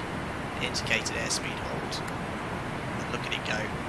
Thank you very much, John Boy Strong, for your membership. Welcome aboard, buddy. And glad you're enjoying the content. You get invited to our members-only Discord. Enjoy using the custom emojis and chats. And thanks for the support. Amazing. I can't believe it. Looking good so far. 18,000 feet. I'm going to just check the engineering panel. It's going to turn that interior sound down. It's because of the airflow noise, which should be pretty realistic. So pressurisation, you can see the cabin altitude is pretty steady, but it's 6,000 feet. I think it's just the pressurisation schedule catching up 50, as the diff pressure 40, increases, and then the cabin 30, altitude will start 20, increasing slightly as well, but it looks like it's maintaining 5,800 feet or so. Thanks, Freckles. POG. I'm not saying it. Thanks, Freckles, one of the longest members of the channel, and he loves that word. And I said I'd never say it in an actual live stream, so I'm never going to say that. This aircraft definitely is excellent. As you would say, it is that word. Amazing, thank you. Joe Trace, do you have some welcome messages on a soundboard or something so efficient? Well, I can crack out my quiz soundboard. But no, this actually has a full 50, host of 40, PAEs you can use 30, at various phases 20, of flight here. 10. Remind me, ladies and gentlemen, what is that mountain called in Seattle? I can't remember. Amazing stream, Captain, but an early start means I have to catch the rest tomorrow. Cheers all. Oh, Pete, that you didn't have to do it again, but thank you, Pete. That's very kind. Another £5 donation. He loves the stream, but he's got to go to bed. Oh man, well, thanks for your generosity show today and your continued support as a member. It's very kind of you, and sleep well. And the stream will be here for your enjoyment when you wake up. Thank you very much. We've got Mount Rainier. Thank you, Mount Rainier. Excellent. Welcome. Gonna have to look at it via that view. And I'm sure some people in this stream have travelled from Seattle down to either LA or San Francisco. If you're sat on the left-hand side, you would have had this very view. Very nice. John Christie's beautiful in person, I can imagine. Jammer, you hiked there back in 2004. Very cool. Little Ghetto, Mount Fuji. Oh, sorry, pronounced Rainier. Sorry, Rainier is my British accent coming out there. Felis, if you press the PA button 5 times fast, you'll get the brace call, but be aware, it will not stop until full stop to the aircraft. Felis, I appreciate you telling me about the latter stages, because I was just about to go jump in and push 5 several times. I'll tell you what, I'll do it. Actually, if I do it, will it still sound on the replay? I'll do it if we get time on stand for a laugh. I'm definitely not doing it now, because I don't want that calling for the entirety of the flight. There's Mount Rainier coming into view. Oh, Rainier. Thanks, Anthony Anderson. Sorry for all my friends from Washington State. My mispronunciations there. Amazing. Matthias, beautiful flight. Greetings from Brazil. Thank you. So I'll maintain 320 knots until we convert to Mach Decimal at 8.4. And we'll cruise at Mach Decimal 8.4 today.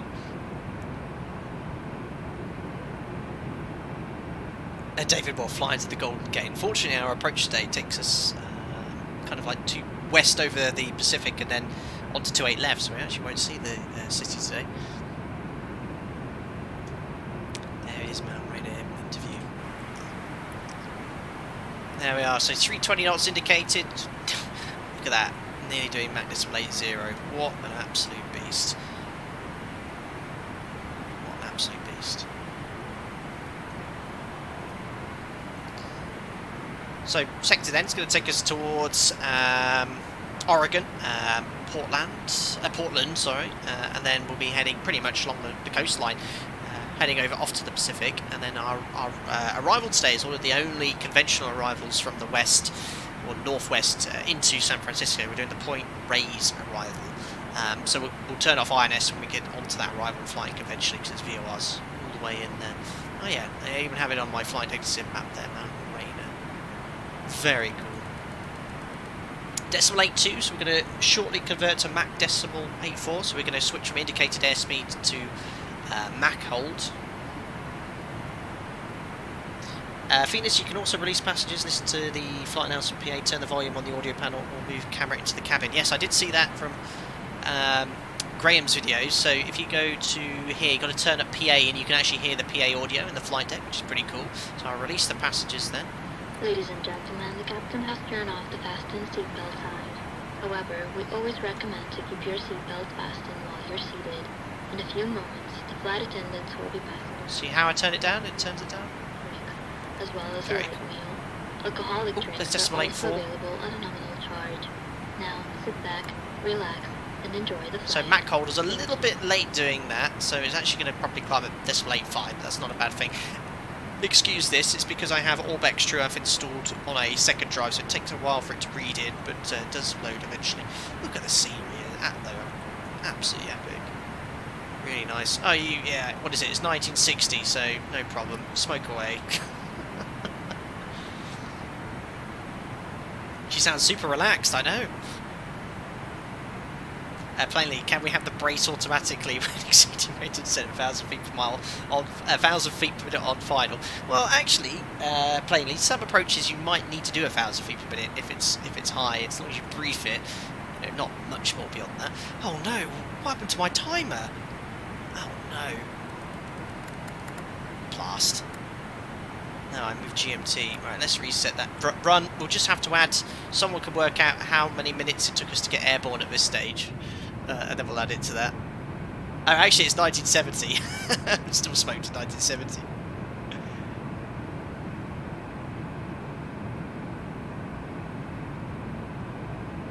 Fizz 007. I'm nowhere near a real-life pilot. I only do sim. How do you Boeing pilots able to deal with manual trim? I do Airbus. Boo. So, Fizz, it's no different to a kind of a Cessna, and I mean that with regards to trimming.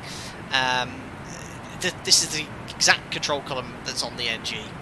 There's very little difference, and that's how you trim. It's an electrical trim system. Stabilizer trim's electrically powered, and you simply set the attitude you want, and then you trim it nose up, nose down. Once the forces are balanced, you're fine. So that's it. Right, I forgot to turn the weather radar on. So if we go here, we're in normal. We want the tilt probably a little bit lower now as we're approaching the cruise. And if we go to here, turn the screen on. So we'll set 150, you can see it powering up. And this is a fully working weather radar system. Got out arms, so I know what I forgot to do, set standards. 013. No, I didn't forget, I was just testing it. 1013, it's synced up, we'll set standby as well. So just to show you the weather radar system, if I put the tilt far down, let's put it down to like -9, you get the ground return. Look at that, that's the ground return from the weather radar. It's epic. Exactly how you'd see in the NG.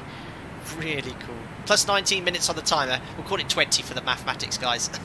Guys and girls, thank you. Excellent. Excellent, keep back. Down level off.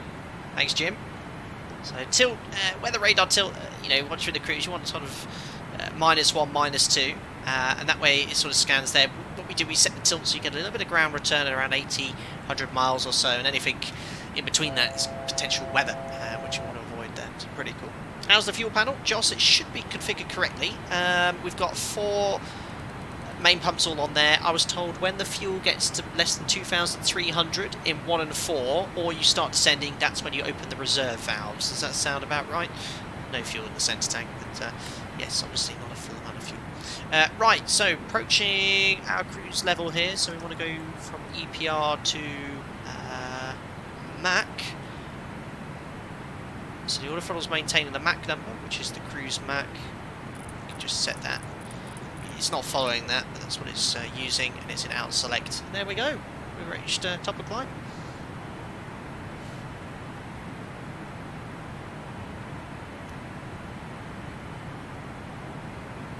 $2992. Sorry, John. Sorry, John.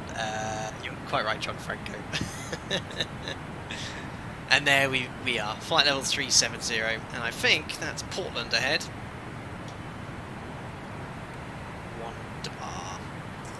Cool. So INS navigation. Where are we routed from? Waypoint 1 to 2. The alert lights come on because we're approaching the programmed waypoint. And what I said I'd be doing is programming all the applicable VORs, because all these waypoints are either VORs or VORTACs. This is the battleground VOR, so it should actually have. Oh, it's already active. 16. Oh no, it's not. It's still Seattle. So 16.6.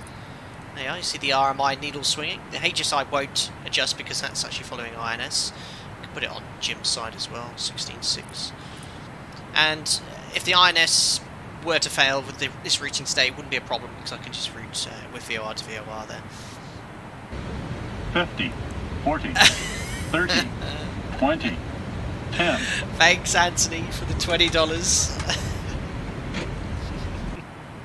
In calling another 12 seconds, float on your butter.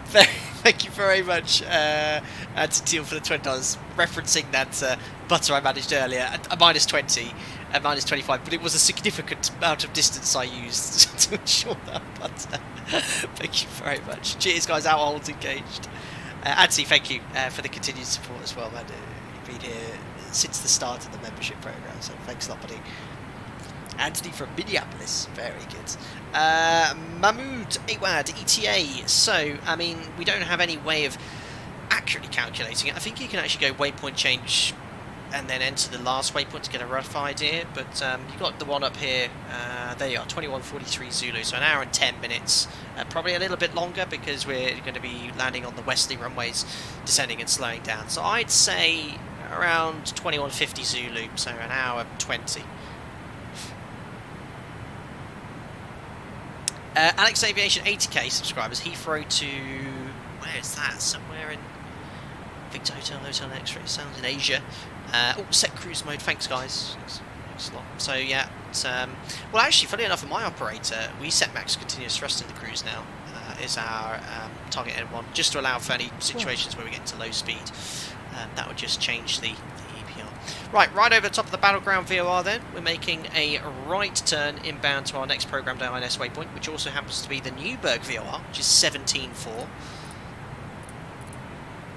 And that way you can see the INS range is 29 miles, DME is 29 as well. And as you get closer, you'll see the difference change because of slant range with the DME.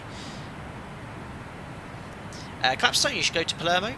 Very nice airport to fly to. I think we might have once streamed into Palermo. We could take this aircraft. Kaitak. Brandon posted it is Kaitak. Now, yes. Oh my goodness me. Can you remember what I said? I said when the Felis 747-200 comes out, I finally fly the Kaitak approach. So I best get planning it. That would actually be a really good charity stream to do. London to Kaitak, 80,000. What's the flight time? About 8 hours. Maybe I'll hold it until then. That's actually a really good thing. So for the 80,000 subs, I was planning an 8-hour stream, an 8-hour long haul, and we'll do that for a charity. So we'll bear that in mind. 747ER says set San Francisco as waypoint 9, and then on CDU 2 or 3, set leg to 09. I guarantee that works fine. That won't affect the navigation if I guess, because I guess the automation is slaved INS just to INS 1. So I'm not sure. I'll try it though. I'm curious to try that. So much that I need to learn, especially with systems like this as well.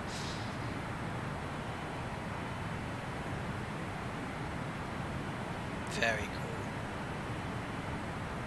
cool. Kaitak at this, that would be cool. So yeah, we should be approaching Portland soon. See how close we are.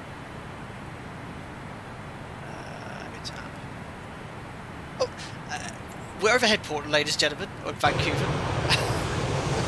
knew that really.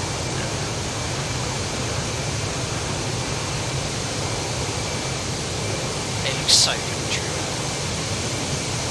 That's Vancouver Airport there. 50, 40, 30, 20, 10.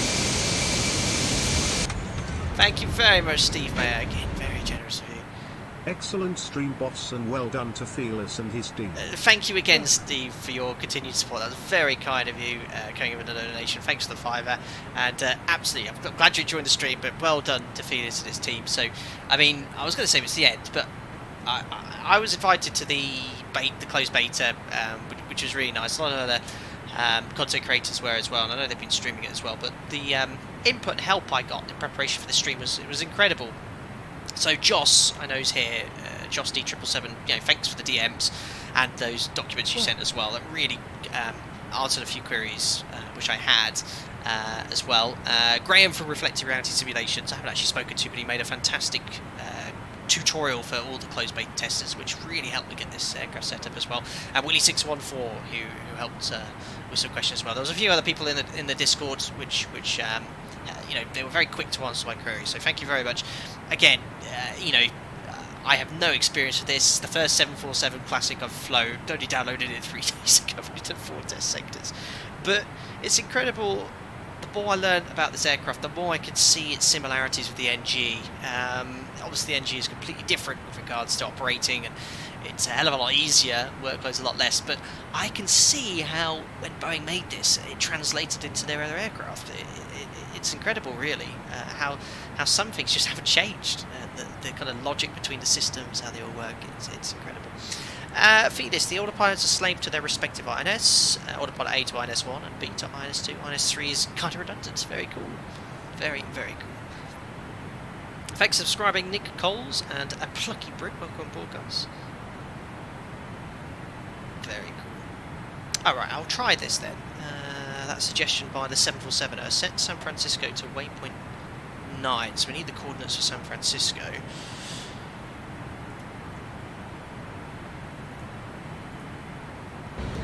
We'll use 40, INS3. We'll use the 30, redundant one just in 20, case. 10. Peter Walsh, thank you very much for the £10 donation, sir.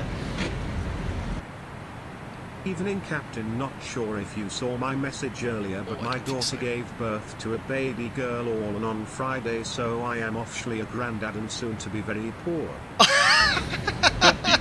40, 30, oh, amazing. 20. John, I'll get straight back to you, I promise you. I just want to say thank you very much to Peter Walsh, just to read that out for the £10. Thank you very much. I missed your message. Congratulations on becoming a grandfather. Beautiful name as well. Orla as well, and you're going to be officially bankrupt. Amazing. That's very kind of you. Thank you, Peter Walsh, for your donation. Very kind and amazing. Congratulations. What an achievement as well. Beautiful name as well, Orla. John Padfield, thank you very much. I was just wanting to say thank you to Peter there. I pressed my quick 50, mute button. 30, 20. Try this 10. San Francisco cross check there. Thank you, John. Shout out to my mate who is trying Microsoft Flight Simulator for the first time today on Xbox. Very cool. He is now well acquainted with GPWS callouts such as terrain and pull up. Shame he doesn't listen to them, lol. John, amazing. Thank you very much for the £5. Very funny. That's again, thank you for your continued support too. Yes, of course, Microsoft Flight Simulator releasing their Xbox product, or their version on Xbox as well, which will bring a lot more people into hopefully simming that we do. It will obviously be a little bit more chill, playing with controller, but hey, that's fun. You're still flying an aeroplane. But, maybe some people will want to take that further and fly more complex aircraft if they want to stick with Microsoft Flight Simulator. You've got the DC-6. XP11, since I started using it, streaming with it now, has so many great developers that have made amazing aircraft. I mean, notwithstanding the Felis 747, the A310 that just came out by Unibuilds we streamed last week, amazing. So many other incredible aircraft as well. So yeah, that's very kind, John Pill. Thanks a lot for the £5. Oh my goodness, guys. 20, I want to say thank you 10. again to Michael Cowder for the 15 Australian dollars. Hey mate. Hey. So happy that you are flying IRL and that you're streaming at an house-friendly time. Of course. Thanks for the streams and always watch them post-stream. Haven't yet delved into simming, too dangerous. Thank you very much, Michael Cowder, for the $15. Thank you very much. Yes, streaming a little bit later. I'll be honest, it was more down to the fact that people in perhaps the United States, where we are, perhaps could watch at a more suitable time. I mean, in Seattle, I know it's only lunchtime at the moment, and California and Oregon, but if I stream any later, it'll be 4 in the morning. But no, my friends in Australia, you can watch live for a change as well, whilst you're having your breakfast. So thank you, Michael Cowder. I believe you have done it in the past as well, so thanks for the continued support as well. Amazing. Very, very kind. Simulated consoles, not simple. Very, very true. Right. I think we're in Oregon now, the state of Oregon. I don't think we've ever flown over the state of Oregon, but yeah, this sector I chose, amazing. It did take a lot of downloading Orbex True Earth, but what fantastic views we have of the state here. Beautiful. And there is the Pacific over there. We'll have to do some more flying over this part of the world. Right, I've been trying to get to this thing about checking just D777. Don't go direct to San Francisco. I'll try not to do that. So set San Francisco as waypoint 9. So let's use the inverted brackets redundant INS, the backup one we should say, and whack in the coordinates on waypoint 9, which I haven't programmed as San Francisco. Oops, wrong one. Okay, so airport, we'll just use the coordinates miles for the airport. Should be on the top of the main airport chart. There we go. So, north 37.1, insert west 12225, insert. Now I'm guessing with the just like the C for INS with the FlyJ sim and the Payware one, you can only program 9 waypoints and then it'll sequence automatically to waypoint number 1 again. So for long hauls that'd be quite nice to know, but I think I need to work out how to do INS DME updates, which would be pretty cool. I've just accidentally scrolled past Shutdown. That's what I need to do next. Well, I mean, if we lose the INS, it's not a problem because I have got the routing VORs set up there. And then on CDU 2 or 3, set leg to 09. Oh my goodness me! I hope this doesn't screw anything up. Don't like experimenting in stream without having to set it before. Now, how do you do leg 09? I actually don't know how to do that. Oh, waypoint change 09, is it? I'm gonna break it. Ah, Joss, can you do a fuel check against Simbrief? Yes, let's do that actually, before I break the aircraft. So what's our next waypoint? 5 minutes away, we'll do a fuel check at waypoint number 4, which was the Eugene VOR, 12.9. So we'll wait until we're directly overhead for a little bit more of an accurate fuel burn. We'll make a note of the fuel used and how much we have on board. The Simbrief flight plan, as I mentioned, just from the 4 sectors I've flown, seems to be a little bit optimistic. I think the Felis is burning slightly more, so we'll probably have to find a fuel bias figure. Or someone could perhaps update the Simbrief profile, that would be quite useful. Let's grab the charts. Oh yeah, I've got to annoyingly close these to get to the charts. So waypoint number 4, moving down to Eugene. So yeah, we'll do a time check, fuel check. We'll have to remember to add to 20 minutes, and we should have 20 tons on board by the time we get to Eugene, and we should have burned 10.9. We should have been airborne for 39 minutes.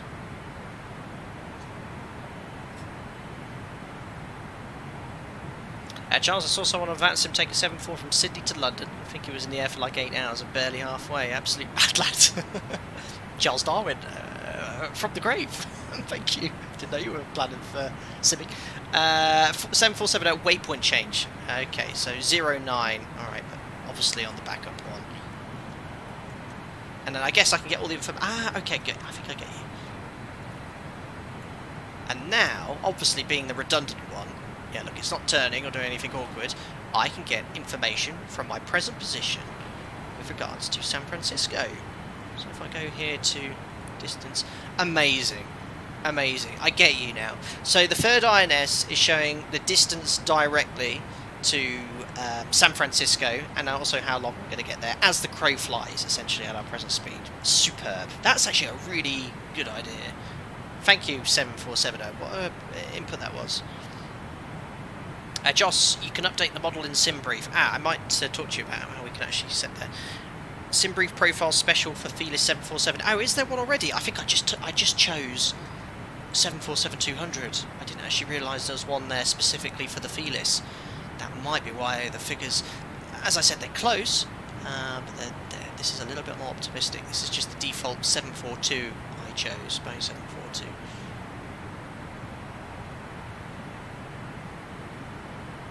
Listed in takeoff was at 2009. I'll make a note of that so I know the exact flight time.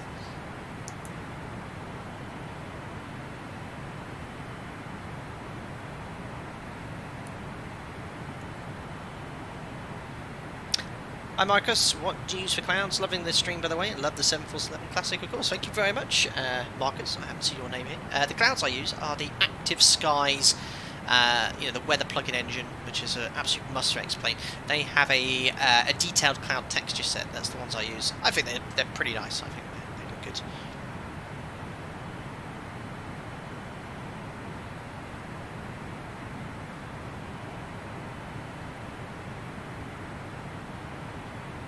Superb. Right, what we're going to do then, we'll do this fuel check at Eugene, and then once we've done that I'm just going to have a quick break.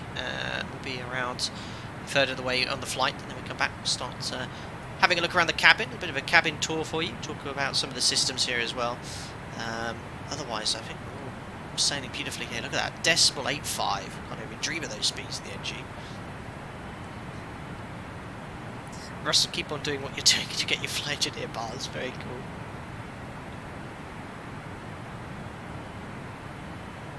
Russell, hello. He says, Skipper, nice to see you in a heavy for a change. I know. You can't get much heavier than this. What's next, Felis? The Antonov? Felis has been working on this for a long time now. But his hard work is going to pay off when this aircraft gets released. It's a beautiful, beautiful add-on.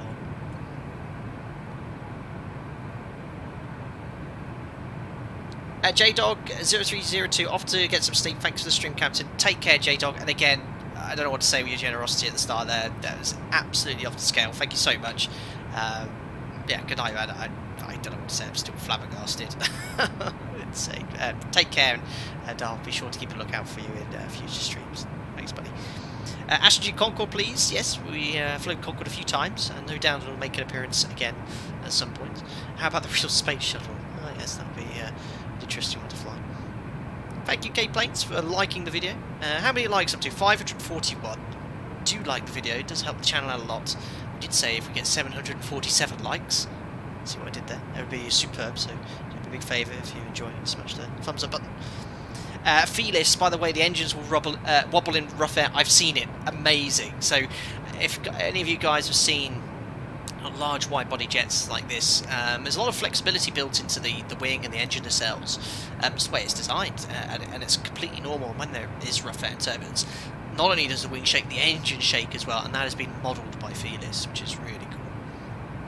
Reese, how did you set SimBrief to route VOR to VOR? You can't. I chose the routing manually. I looked at the navigation charts, looked at the airways, and saw that there was some utilising VORs there, and built it manually.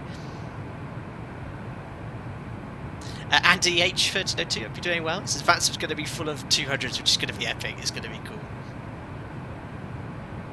It's going to be very, very cool. Right, must be coming up to that point for that fuel check.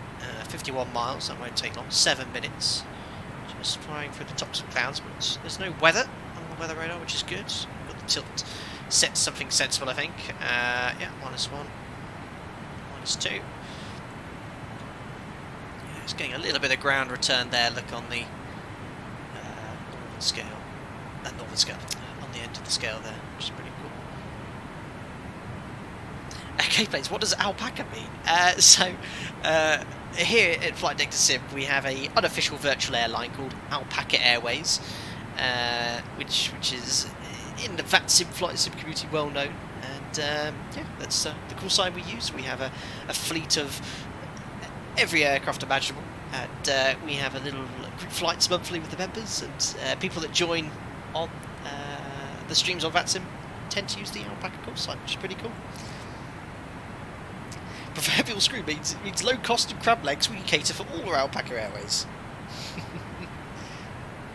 Fitness, to answer questions about what's next for now, stick for the 747. We'll make engine options, maybe freight variant big, maybe on Air Force One. Very cool, very cool. Well, Felis, I think after you finally release this, obviously you'll be some minor bugs, which all add-ons have, which you'll be busy fixing, but I think you deserve a bit of a rest.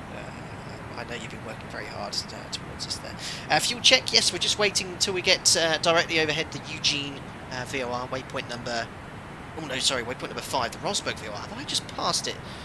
Oh my goodness me, I just passed it, didn't I? Oh, blast. Well, we'll do a fuel check. Oh, whoops, you can use the ARP emoji if you wish. Yeah, we only just passed it, so let's have a look at Eugene. Only 20 miles ago, so it's about a minute. So, flight level 370, 39 minutes. We need to add, what was it, 20 minutes? That's so 43. So, about 4 minutes off. But remember, we flew in the wrong direction for 4 minutes. That makes perfect sense. We should have 20 tons on board. We need to get here, check the totalizer. There we are. It's actually not far off, 19.7. So, it was around that when we actually got there, but do bear in mind we took a little bit extra, so that would suggest we burned a lot of extra fuel. We should have burnt 10.9 tons. That's one for the calculator. Fuel used, what's that? 369, 12 tons. So we should have burnt 10.9 tons. We burned about 12 tons. So we burnt an extra ton. Not too far off, actually. If you think about it, we were climbing in the wrong direction for 2 minutes as we took off and did a 180. And at climb power, you're burning a stupendous amount of fuel. So actually, the Simbury flight plan isn't too far off. Very, very good. Guys, I'm just going to have a quick break. I'll be back in about 5 minutes or so. Let me know, would you like the iconic wing view, or would you like an external stapler view rotating around the 747 for the 5-minute break? Let me know in chat. We'll spend a penny, and we'll come back and start talking about the approach into San Francisco. Power play, not a real fuel checker. Wing. Ooh, there's one all there. Jonas Carlson said wing. Jamie said stapler view. Wing. Oh, it's 50-50. Don't make me poll it before I have a break. Oh my god, it is literally 50-50. Oh my goodness me. Wing. I think wing. Oh, right. Before I have my break, I'm going to do a 3-minute poll. Because I love YouTube now. External camera. It's going to take the length of the break to actually get this set up. External camera or wing view for 5-minute break. Gotta love a democracy. External wing. There we are. Don't have to worry about putting it in chat anymore. It's now up as a poll. It'll be a pinned message shortly. And you can vote here democratically. Jamie would like the toilet view. I will do the cabin so we get back. 30, 20, 10. Andy M71, thank you very much for the £5 donation. Thank you. Just popping in to say hi, I'm up early for work, so we'll watch the full stream tomorrow or Thursday. Aircraft looks awesome, well done, Felis. Thank you very much, Andy M71. Yeah, sleep well, and I hope you have a good day at work as well. Thanks for the continued support. I forgot to reply to you in Discord. I did hear your little bit when you were on your radio station calling out for Flight Deck to Sim. Very, very cool. Thank you for your continued support as a member, and another donation. Very kind. Look at the poll. It's 50-50. Oh my days. It's so close. 134 votes, 51% external, 49% wing. My goodness. Oh gosh, I'm going to be upsetting half the audience.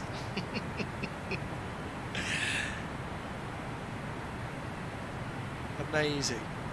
Vote recount result went over San Francisco. Tony Files, we do wing so many times. Well, not during the break. Oh, it's so close. 158 votes and 51% for the external. Oh, that is tight. I'll give it another minute or so. God, this is worse than Brexit. No democracy, do both. Yes, 2.5 minutes. And then go the other way. Oh, external's just got an extra % there. Uh-oh. Do wing for break. Do tail view. Remain leave, said Javelin. I'm going to end it. Yeah, it looks like external is just...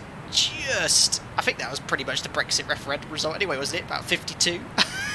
53 for the external conventional stapler view whilst I go for a break there. Let's pop you outside then. Guys, I'll be back in about 5 minutes. Cheers.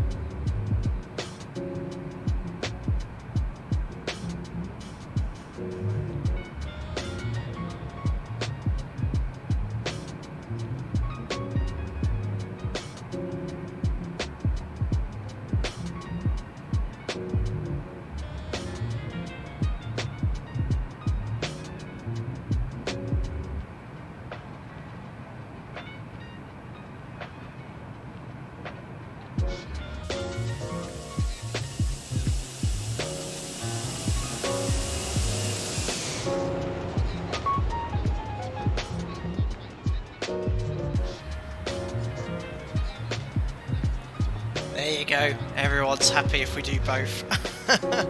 I saw Bloodline. I saw you comment saying we must have something automatic now. I just quickly nipped in and changed the view myself, and then went back out again. Amazing. Thanks again, Will Hedward, for I think it's just renewing your monthly membership. Thanks, buddy. Hope you're doing well.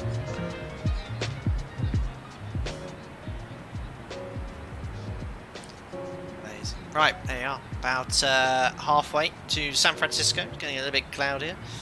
What are we currently routing to now? Waypoint number 6. So that is the Mendocino VOR, which is 12.3. 20... Ooh, actually. 213 miles. That's a bit sus. Oh no, I think it is actually that far between the two VORs. Yeah, I was just checking the flight plan. Yeah, big leg here. I was getting a bit worried. I thought we got the wrong one there. So 12.3 is the active frequency. Out of range. Oh no, we're just in range. Oh no, it's actually out of range. We've got nothing tuned there. But when we get a little bit closer, that VOR should come active. We're outbound from the Roseburg VOR 1082, which I'll put Jim's size.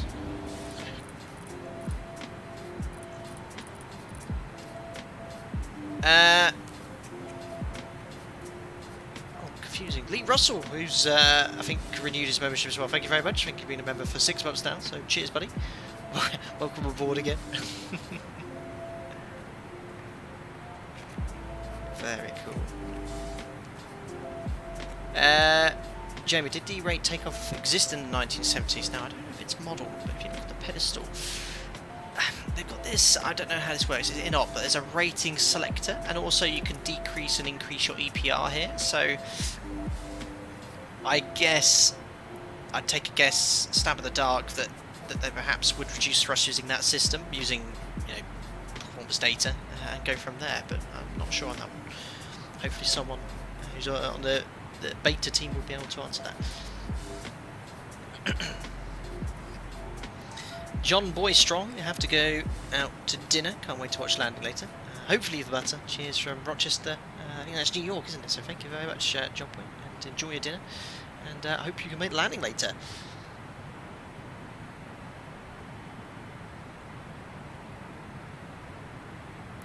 Pedro Abad, I have a problem. I'm a new pilot and would like to fly as an alpaca at Zebo, but I don't know where to find livery. If you look at any of my streams, Pedro, in the respective aircraft, keep a close eye on chats. Periodically, usually at the start and end of the stream, people put the command ! livery, and then the link will appear for that one there.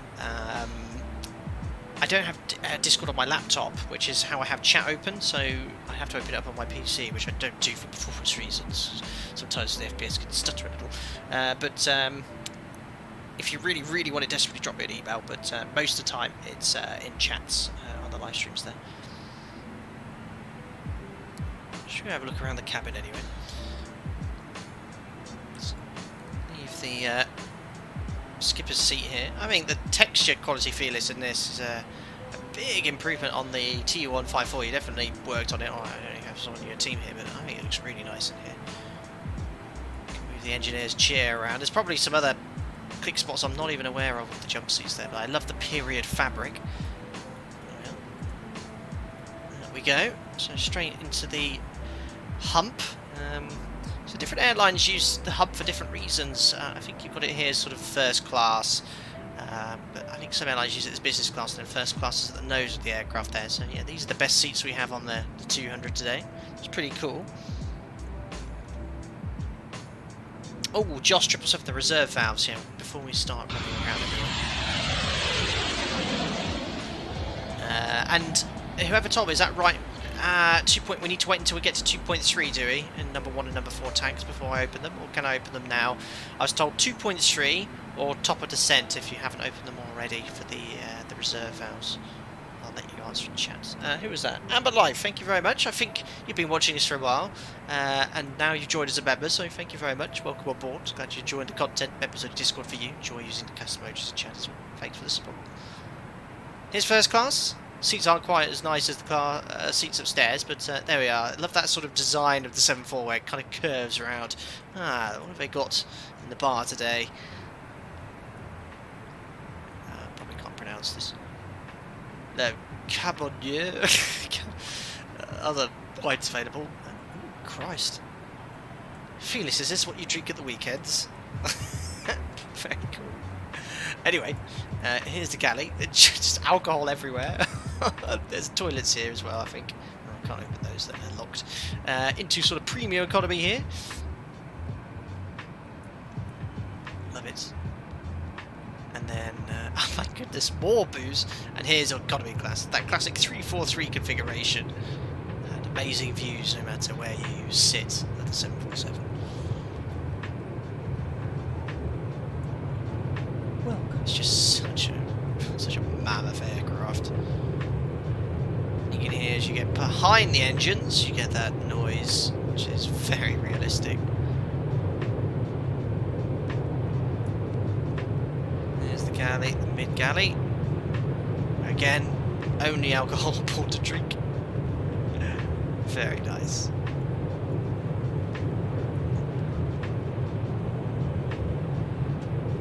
Does that say alpaca in Russian? Who knows? I've got other members. Is this renewal month? All day. Thank you again, Calamar, for the continued support as well. Very kind.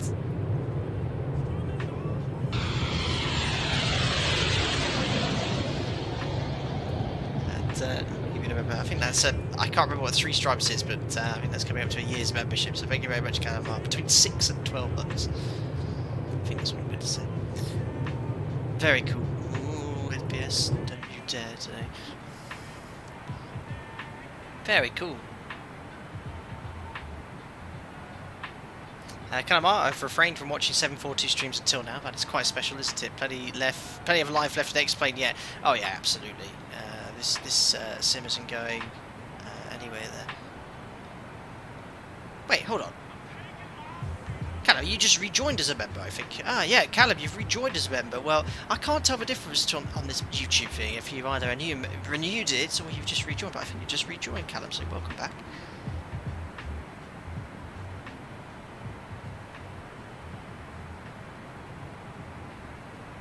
Very cool. New bank card, so auto renew doing well. I got you, Callum. Thank you for your continued support. Superb. Well, inbound to this VOR then, and it's actually, when we get to this VOR, just afterwards we want to start our descent. So we've got 162 miles, there we are, VOR's in range now.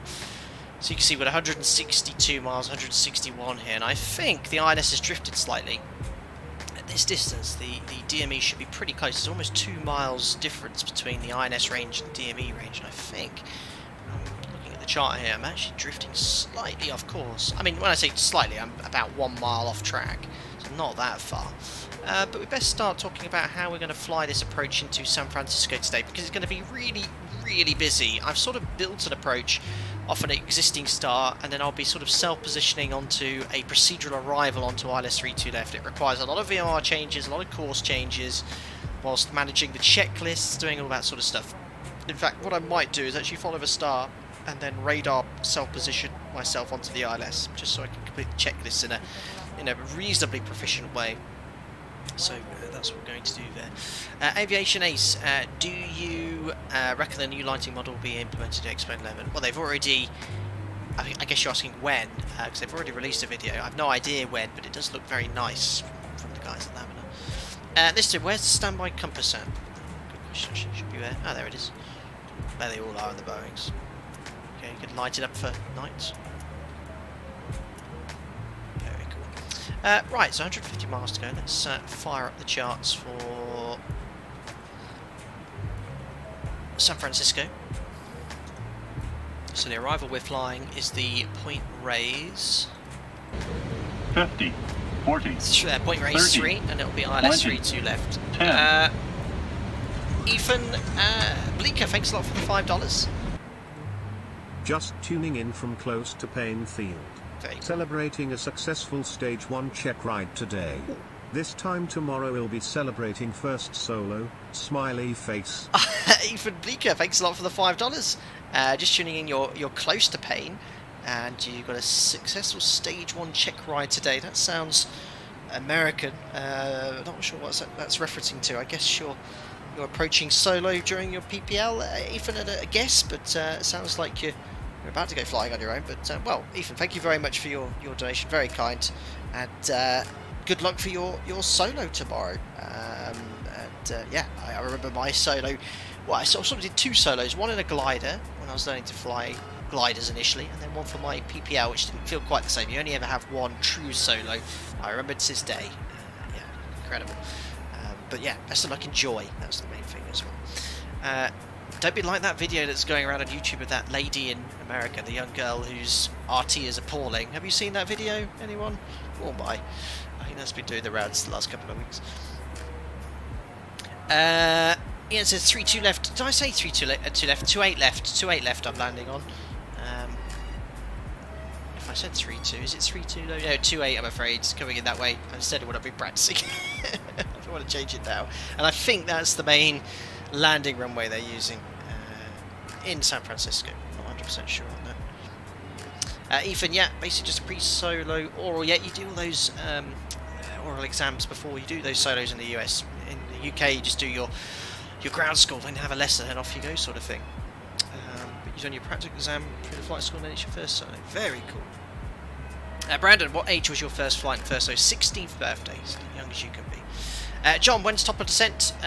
20 miles after the next VOR we're inbound to. I calculated it on the test sector. So we're inbound to the Mendocino VOR, which is a distance of 133 miles. 20 miles beyond that, we'll start our descent. That should work out for a nice sort of CDA.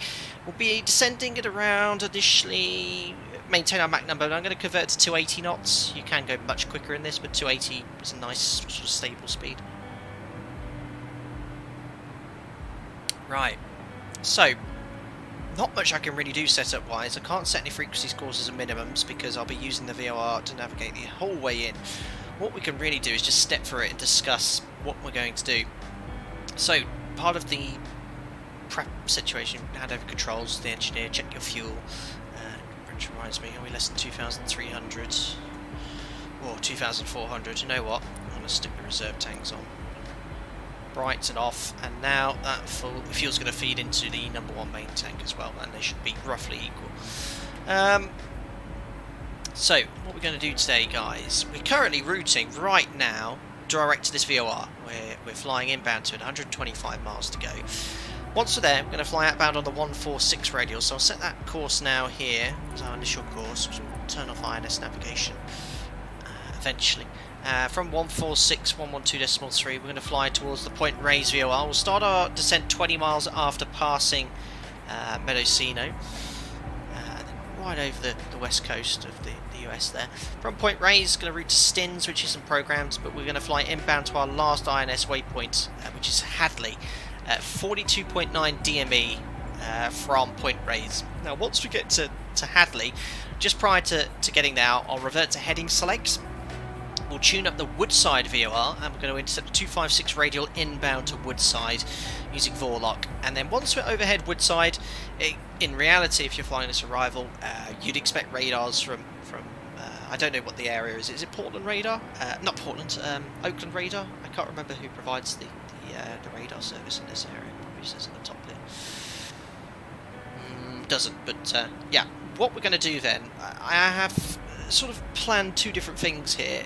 When we get to this VOR, I could do one of two things. I can either self-position, just make a slight turn here for a base leg onto 3-2 left, or there's actually a transition here via Eddy. Now, it just happens to be that this routing that we're taking from Hadley to Woodside, if I was to put it on the map, it's like this. We're coming in like this.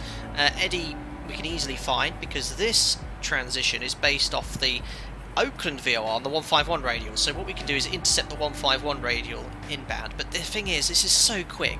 The time from intercepting this radial to getting onto the localizer is about 2 minutes, and it's a lot of course changes, a lot of frequency changes, and then onto the ILS, and I've got to manage the checklist, the engineering panel, configuring the aircraft, slowing down, making sure I'm not high on the ILS. The workload is off the scale. So what I've been planning on doing, because I did try the transition, it was just so hard, is just vector myself. So what I'll do, make sure we only go below the MSA once we're visual, but we'll go down to 400. We'll maintain 6,000 feet until we get to the Woodside VOR, and then I'm going to make a heading. Initially we'll maintain heading, but then we'll go on a 015 degree heading for a base leg.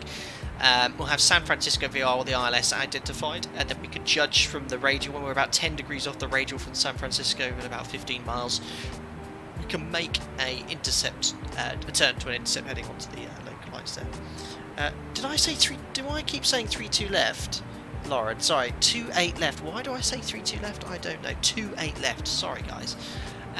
So yeah, that's what we're going to do for the arrival. MSA we discussed. ILS wise, I mean, I can't set the frequencies and courses yet because I'm going to be using them for other things. Minimums I can set 213 feet. Usually we set that as Barrow. However, this has the funkiest radio altimeter I've ever heard. We'll set that to 200 feet AGL. And as you approach minimums, you get this increasing sort of tone, and when you get it sounds like an ambulance going towards you or something. It sounds very peculiar. And then when you hit minimums, it cuts out and it calls minimums. So that's what we're going to fly.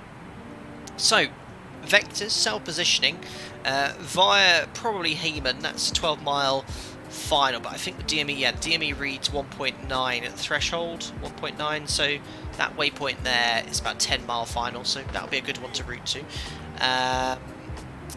Want to aim to be at around 3,100 feet to intercept the ILS Heeman. That makes sense, probably a little bit higher for the exact ILS position. That's it. Onto the ILS we go. Missed approach climb of 4,000 feet off the VOR radial 275 to Olim, which is at 15.4 DME, and hold. And that's it, that's the missed approach. So, nice arrival. Ideally it would be cool to go over the city, but hopefully we'll depart here again one day with all this lovely scenery. Let's just have a little look at the performance. We have a performance calculator with the Felis 747. How long till top of descent? 100 miles.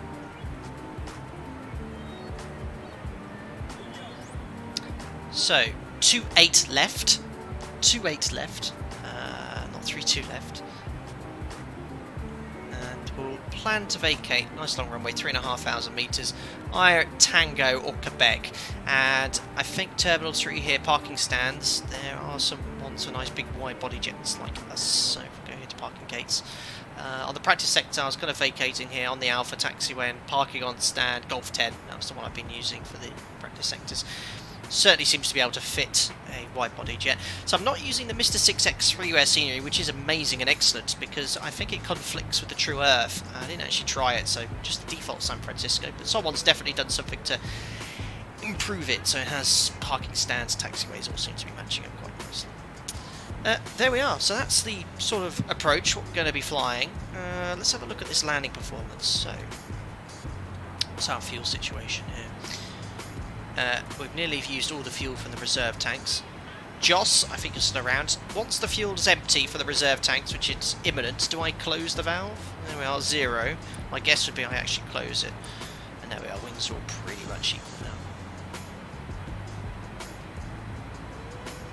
Nearby reserve valves, I think. So. The kettle tone warning, it's called. Yeah, ambulance wasn't the best way to describe the sound. Kettle tone, far better. Very, very cool. Right, fuel we discussed. How much fuel we've got actually? 3.5, about 14 tons. Our reserves, I think, was 10. So yeah, put a little little bit extra on wouldn't have been a bad thing. Right, landing performance.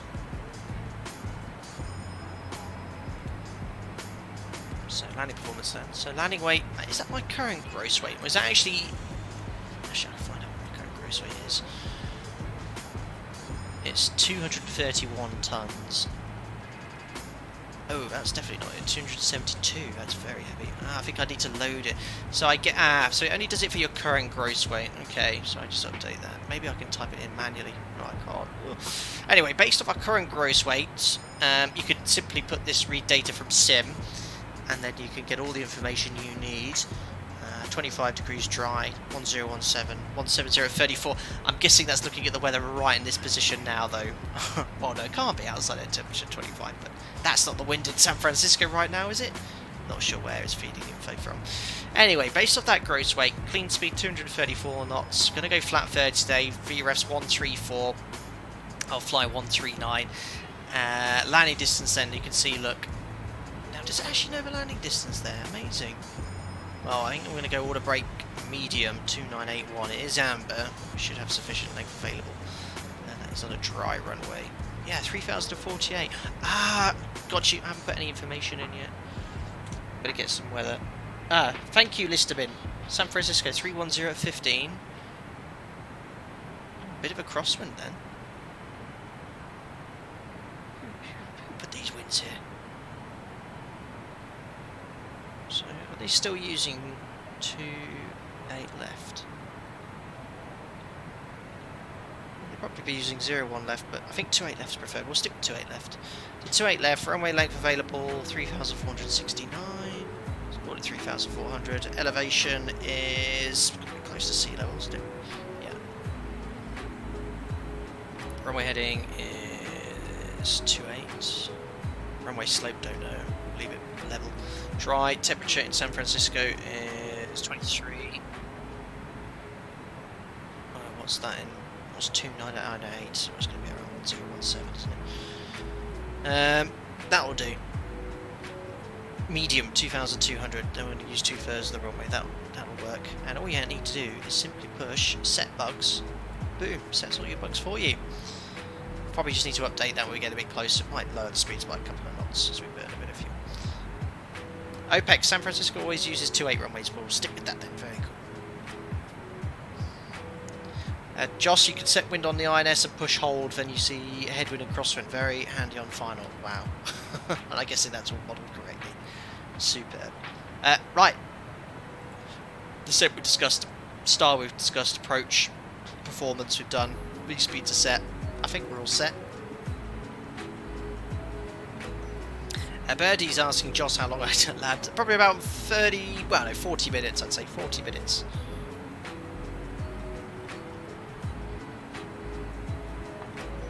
Active Sky is drunk. Metar 31015, not whatever it's saying, 17034. Maybe something. Yeah, that's very windy. I don't think it's that. No, Metar showing 31015. Forecast is 29017.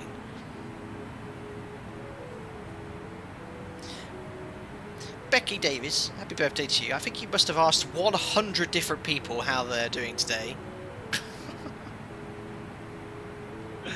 Brandon, you should try runway 01 circle to land. Not today, maybe in a future stream.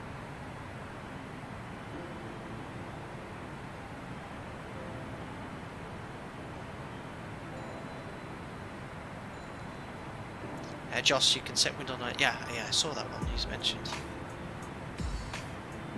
I know, Becky, yes. You've told everyone it's your birthday. I think you've said 20 times you're 37 today. Happy birthday to you. Hi, Macho Chew. Hope you're doing well, buddy. Hello, Andy again. The benefits of furlough. Get to watch the end of the stream. Very cool. OPEX, can you tell me your PC specs? Looks like list them in Liam on it. There you go. So 47 plus 20, so about 65 miles to go. The top descent point I simply calculated based off the same rule of thumb I use in the 737, really. 3 times the height plus a bit minus a bit for the tailwind. Got a bit of a headwind there, so I delayed it slightly.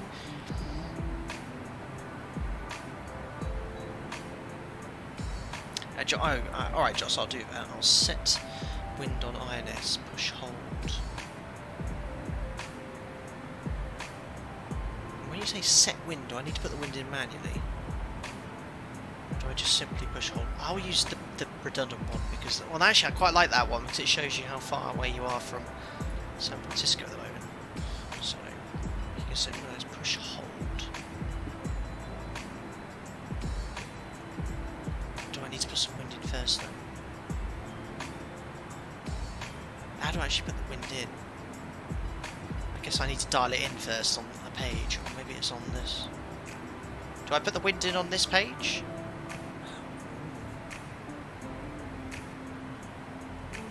$184.29. That makes sense. 29. Don't know. I don't like doing it without testing it first. Wind to first on rotary. Did that one. Apex, is that the FMC? It's called INS. A bit different. Set it to wind. Wind first on rotary. Rog.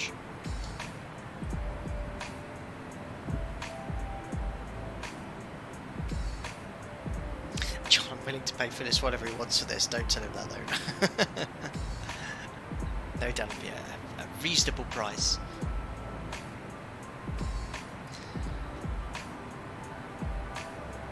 So this information 29 north. I've got a headwind at the moment, so I'm guessing that's saying I've got a 29 knot headwind component. I'm not sure. Looks like a calculator. Yeah, sort of. Safford, you'd like to do a spin around to hear the engines again. Right, let's do that quickly. Whilst I get some replies from the devs. Let's crank up the volume slightly so you can enjoy this.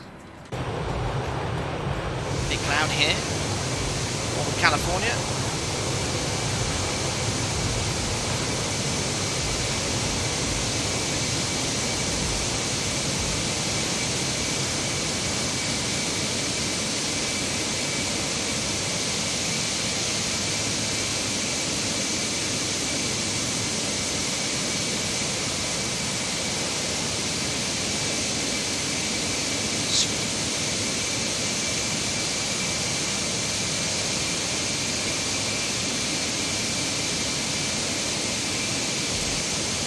Magic textures don't seem great. I think that's a bit critical, Matteo. I'll show you inside. I think they're a big improvement compared to the T154. Don't forget the streaming quality affects the quality of it as well. But I think it's pretty darn good, if you ask me. I mean, that's a very critical comment, but yeah, don't forget the streaming quality. It really does hamper it. What I'm seeing on my monitor is not what you're seeing on the screen. Quality is very nice, and I'm an honest person. Even when I'm not saying that because Felis is here. It is good, and when you look at like the material, the fabric of the chairs, it's nice.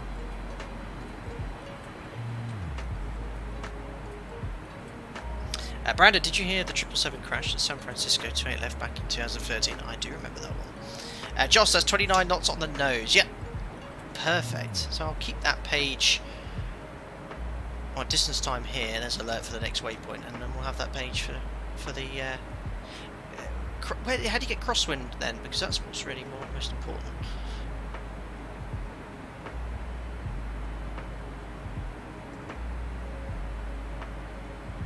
I-69 Turtles is a home sim a good investment for someone about to start advanced training.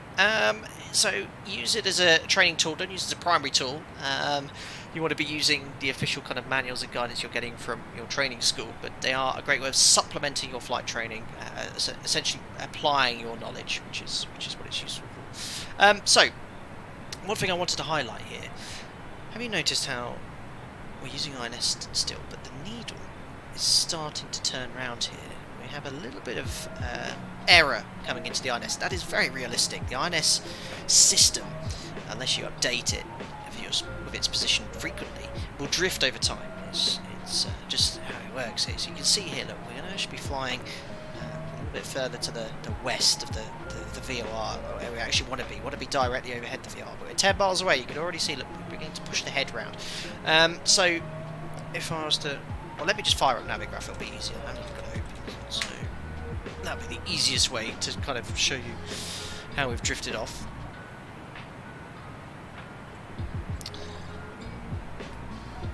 There we are. Should be coming see, look, we're slightly off that line.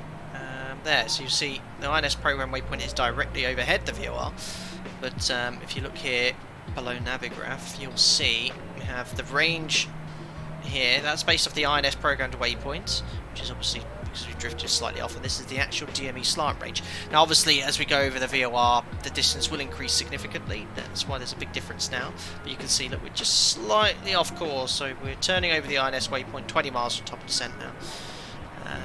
And that's just a little bit of drift there. You know, that's why these systems, you have a level of accuracy which is a tolerable limit. So an RNAV accuracy, I think on route is 5 nautical miles. Modern aircraft are so accurate though, they're very accurate, and that's actually caused issues with regards to the risk of aircraft collisions. Thankfully they have great TCAS systems, but GPS systems are so accurate. If an aircraft's on the same airway in the opposite direction, they're going to be precisely overhead your position with GPS, which is why when you fly oceanic, you fly something called SLOP, Strategic Lateral Offset, just to allow for any of those situations. There we are. Anyway, we're going to wait until this gets to 20 miles, and then we'll initiate our descent. Oh, darn it. That's actually really annoying, because I want to keep the charts open, and I can't actually access the... Oh no, actually no, I wanted to start, sorry. So what I'm going to do is start by putting the course here 146, but we're going to utilise INS for a little bit longer, just until we get to Point Reyes, and then we're going to use DME distance to work out when we're overhead Hadley, and go from there. Have we actually done something there? This was slightly off, yeah, but if you look at that scale, that's 1 mile off. 1 mile in aviation terms, airway terms, is actually only just off it. Navigation systems are a lot more accurate these days. What did I want here? I wanted checklists. There we go. So we have to take off. So this checklist is really for, yeah, because look, spoilers armed. So we'll initiate descent. We'll run this at around 15,000 feet. John, how would you recalibrate your INS in flight, or would you be able to even... Well, you can't do a full alignment because you're moving, but you can update its position using DME updates. Again, my knowledge on INS is very poor. It's very poor, and I don't know how to do anything like that, unfortunately. Josh, you can set San Francisco VOR for distance. Yes, I'm going to utilise that lovely INS waypoint. I'm going to go off that one, 80 miles, but actually a good point. You know what, I'll put that to box 2. 15.8. So I should be using that later anyway. Shouldn't be too far what the INS says. Out of range at the moment. Anyway, 20 miles we're waiting for. Ah, look at that, 80 miles, and we have INS 77. There we are, close enough. Shall we go down, ladies and gentlemen? 20 miles now from top of the from the NEVOR, Mendocino. I think we're all ready to go. So we'll turn the music off, turn it on slightly as well. And again, I've seen several different ways to initiate descent in the Felis. I'm going to probably upset some of the beta testers here. I'm going to initially set a level of 80, which would be the MSA.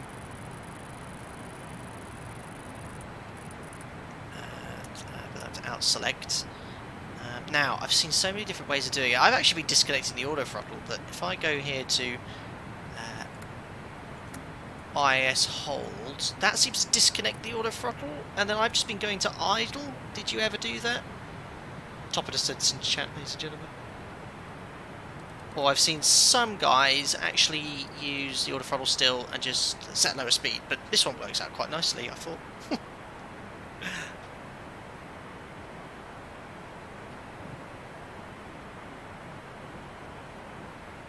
Down we go.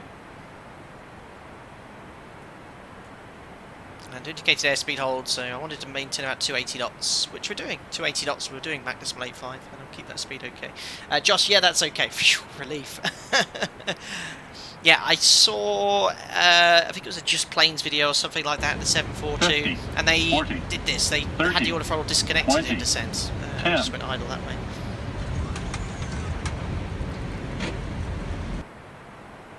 What is the maximum range of a 747,200? Jerry, thank you for the $5. I'd only post that in Wikipedia. That would be the best place to. Off the top of my head, I don't know. Fully loaded. Was it 6,000-7,000 nautical miles? I think slightly less than that perhaps, but yeah, you're talking 9-10 hours insurance. But yeah, if you're wanting to do some long haul flying in XP11, this would be a great aircraft for that. Thank you, Jerry, for your $5 donation. Very, very kind. Matthew, that's the way it's done in the 732, but that doesn't have autopilot. Yeah, this is completely different. The autopilot on this is nothing like the one on the Sperry autopilot on the 732. So completely different system.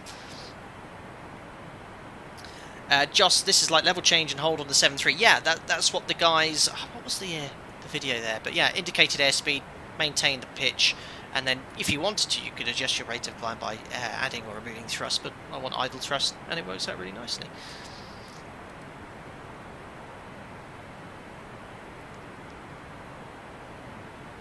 Does seem a sensible way of doing it. Yes, definitely.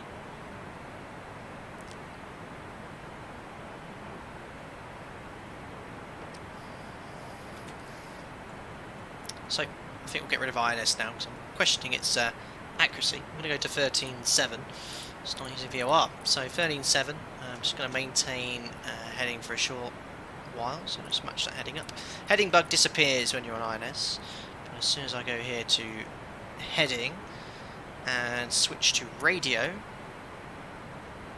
where are we going, Yeah, heading wasn't quite aligned there. I'm just going to make an intercept turn here to get onto that VOR so we can accurately fly that arrival. We're only 20 miles away from that VOR, so you can see INS just put me slightly off track there. Only about a mile off, I'd say.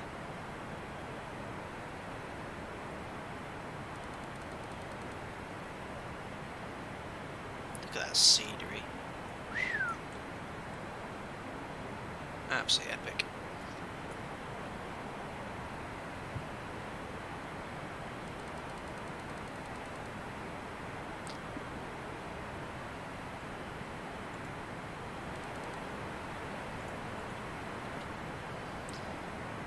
Got a Vorlock. There we are. It's already intercepted the radial we need. It's radial 325, and then we're flying inbound to Point Reyes, and then we're actually going to fly inbound on the 144. Slight heading change, 146 to 144. That's going to take us towards Hadley. 42.9. We're overhead Hadley. Descent planning in this, I think, is a little bit easier than the NG, because if you need to get down quickly, it's a little bit draggier. Speed brake's quite effective. The NG can be a little bit trickier.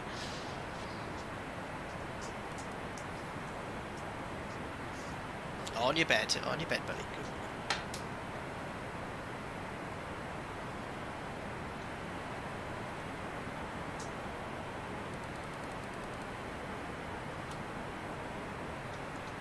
Quickly on that VOR.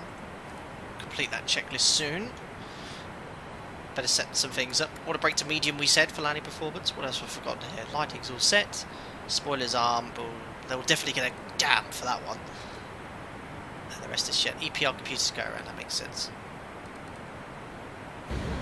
50, 40, 30. A Javelin giveaway 20, today. I've not actually spoken to Felis. But no, nothing planned for giveaways today, I'm afraid. I know it. Nice to see you flying a man's airplane today. Controversial. Also, thank you for not doing the first flight in this thing into Tenerife. Woozy face. That was a great comment, though. Well, thanks to the $5.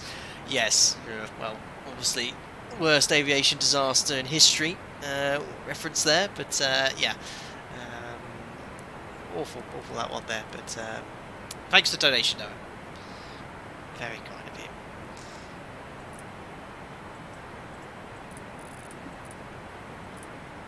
Right, so I'm just going to go to heading as we fly directly overhead the VOR again.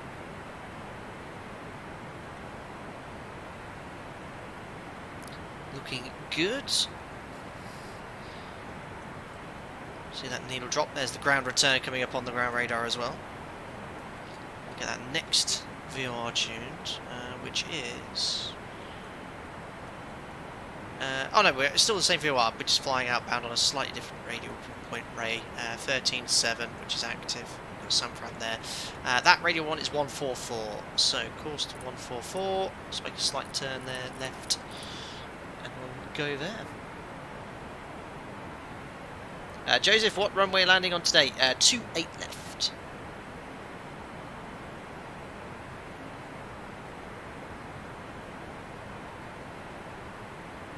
Joss, I see a 737 descent speed.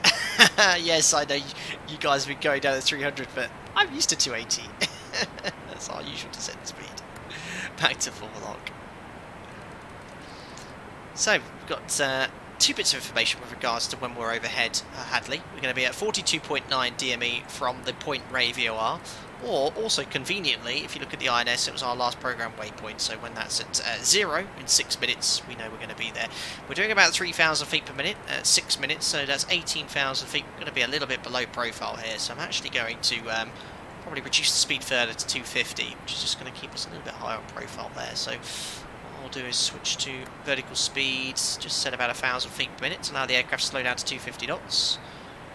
These are definitely 7.3 speeds, that's for sure.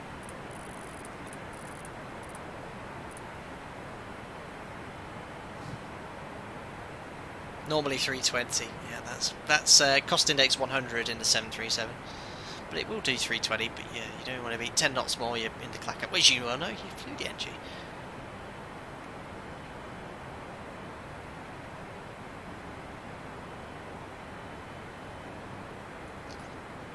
There's 250 again. So IS hold. We'd best set the inches of mercury before I forget. We're at 18,000 feet. That is 299.8.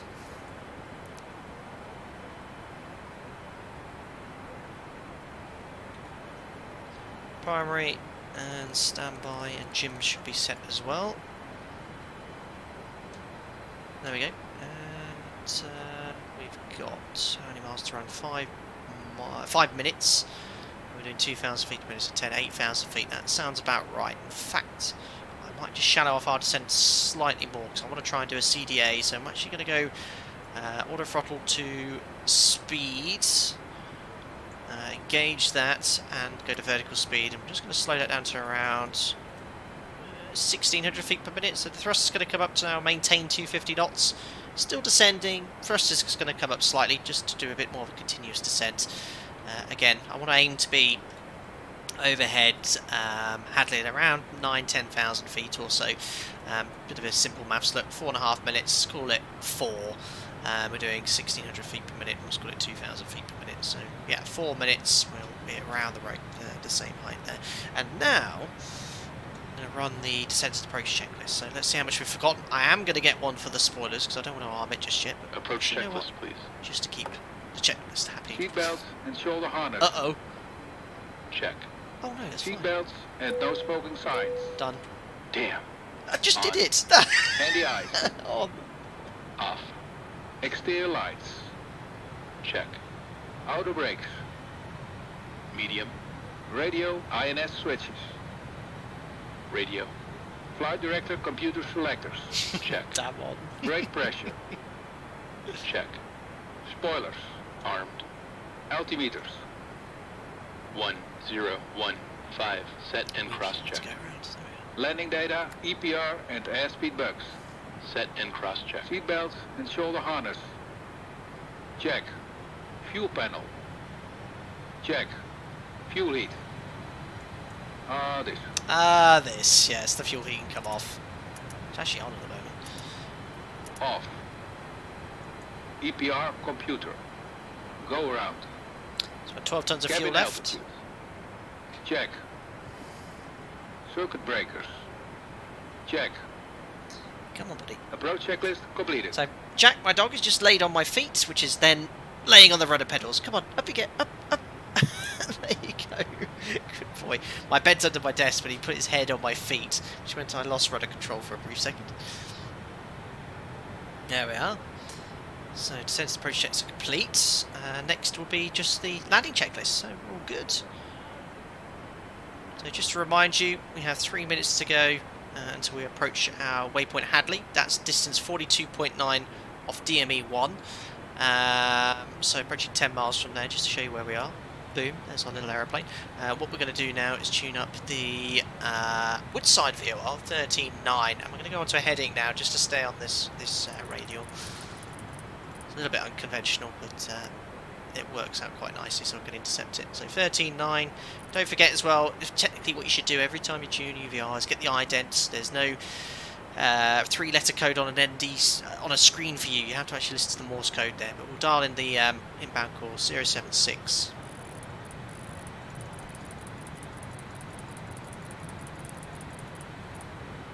Go to Warlock. I think the wind's changed on all the test sectors. I pretty much had an idle thrust descent at 280 knots. It worked perfectly, but I'm having to go VS here to change it. Now, my only little bit of feedback for the team here, one of the things I noticed with the auto throttle, I know how hard it is to model because I remember helping Zebo in the Zebo mod. But you'll see here, I'm maintaining 250 knots. So what the auto throttle does, adds another thrust as it drops below 250. Adds a bit too much, so obviously now the speed's above 250, and it closes. You get this oscillation of the thrust lever. Now, I don't know, it might be that the 742 auto throttle wasn't as good as modern auto throttle systems, but you can see it's the same approach. You're getting the thrust going up and down, just as it makes the corrections for the speed. So again, look, it's going down below the target thrust, below 250, and then it adds, and it's just going up and down with the thrust there. So yeah, remember this is beta, guys. It's a closed beta. Prior to release, these things will be rectified. As I mentioned, I'm not 100% sure the auto throttle system might just not be as good as the one on the NG, but I know it took ages for Zebo to model that correctly. You could do PA4 on approach. We'll do that now before it gets a bit busier. Cabin crew, prepare for landing. Very good. So Ladies nav's and gentlemen, armed. please make sure your seat backs and tray tables are in their full upright position. Make sure your 10,000. seatbelt is securely fastened and all carry-on luggage is stowed underneath the seat in front of you or in the overhead bins. Our cabin crew PAs are are currently working. passing around the cabin to Right, make a final post-cruise compliance checks now. check and pick up any remaining cups and glasses. Fuel, we checked, we've got, how much is that there? About 1,200 kilos, we just checked, lights are on, AP's off, and angle bank you can't set. Pressurization is all set as well, we've got dip pressures as well, seatbelts on, and checks complete. Excellent. So, INS has now got a wonky because we're approaching the last waypoint at Hadley, and there we are. We're going to make that turn very shortly to intercept that course 256 inbound to Woodside. There we are, radial's coming alive. We'll wait for the nav to go green. There it is, in green and engaged. Very, very nice. In real life at that time, auto throttle was not used. There you go, Joss. So, as I was saying, this is where my knowledge of sort of like flying the 7.3 can get a bit, you know, confusing with this, because I know the auto throttle systems on these older aircraft were not quite as good. So yeah, I should think you would have it disconnected and just flying manually, which, you know what, I could do. I'll just turn it into a 732 because you can see it's oscillating all over the place. Vertical speed, just going to dial in, yeah, a bit low now, so 500 feet per minute. And once we get to Woodside, we'll start vectoring myself for the approach. So, auto throttle off. I'm actually going to control that manually. I'll probably do a little bit of a better job than the automatic system. Just imagine I'm in the Fly J sim, that's all.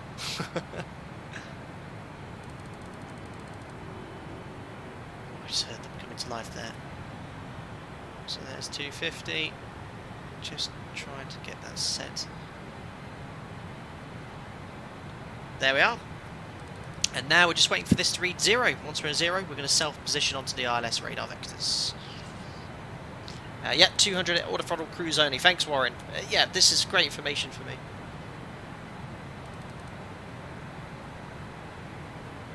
Very nice.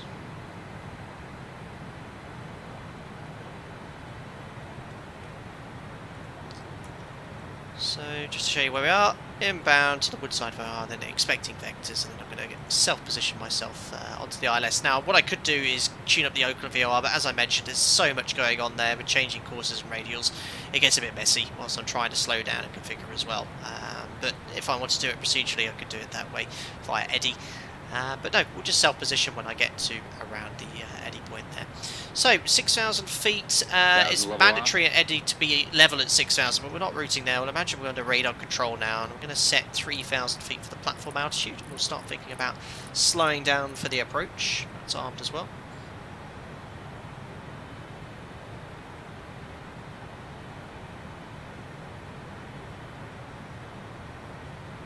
Looking good. And for this, we'll come back to that page, but I actually want to reference the performance. There we are, because it's got all my V speeds, so I'm going to start slowing down to the clean speed, 234. just to lower my workload, I'm going to cheat slightly. Well, I say cheat, it's there to be used, but I'm going to use the auto throttle for a second. 2, 3, 4. But there, that would explain why it's oscillating so much. Right, better get the ILS all ready. So, 1955. Oh, forgot to go to heading select. There we are, heading select. No, forgot to match the heading. That's my bad. There we are. So don't forget to cut your heading match, but we're now kind of self-positioning radar vectors. Don't know what that warning was. Disregard. 1955. Jim, you can have it as well. 1955. And yeah, the auto throttle. You know, managing it manually is tough. It's really tough in a desktop simulator. So, I'm going to stay on this heading here. We've got DME from the ILS. I want to go out until around. Just trying to work out here the range here. This is why it's quite useful to have the San Francisco view. In fact, I'll get that off Jim. 15.8. So we can just work out our range directly from the station or the airport. So pretty much going to be the same. And using that, it can help us intercept onto the ILS, get ourselves a nice intercept heading. When it's 10 degrees off the radial, we can make our final turn. We'll keep it descending now at around 1,000 feet per minute. We've done a CDA all the way from top of descent.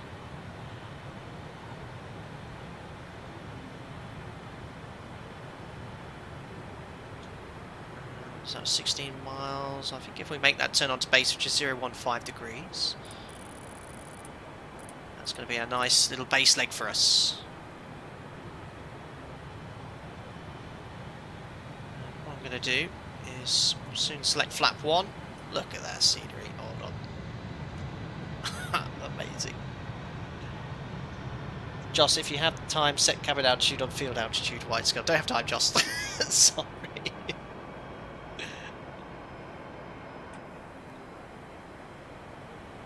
Oh yeah, gosh, I've set the courses. What are the final approach courses? 284, wow. Their workload is so high.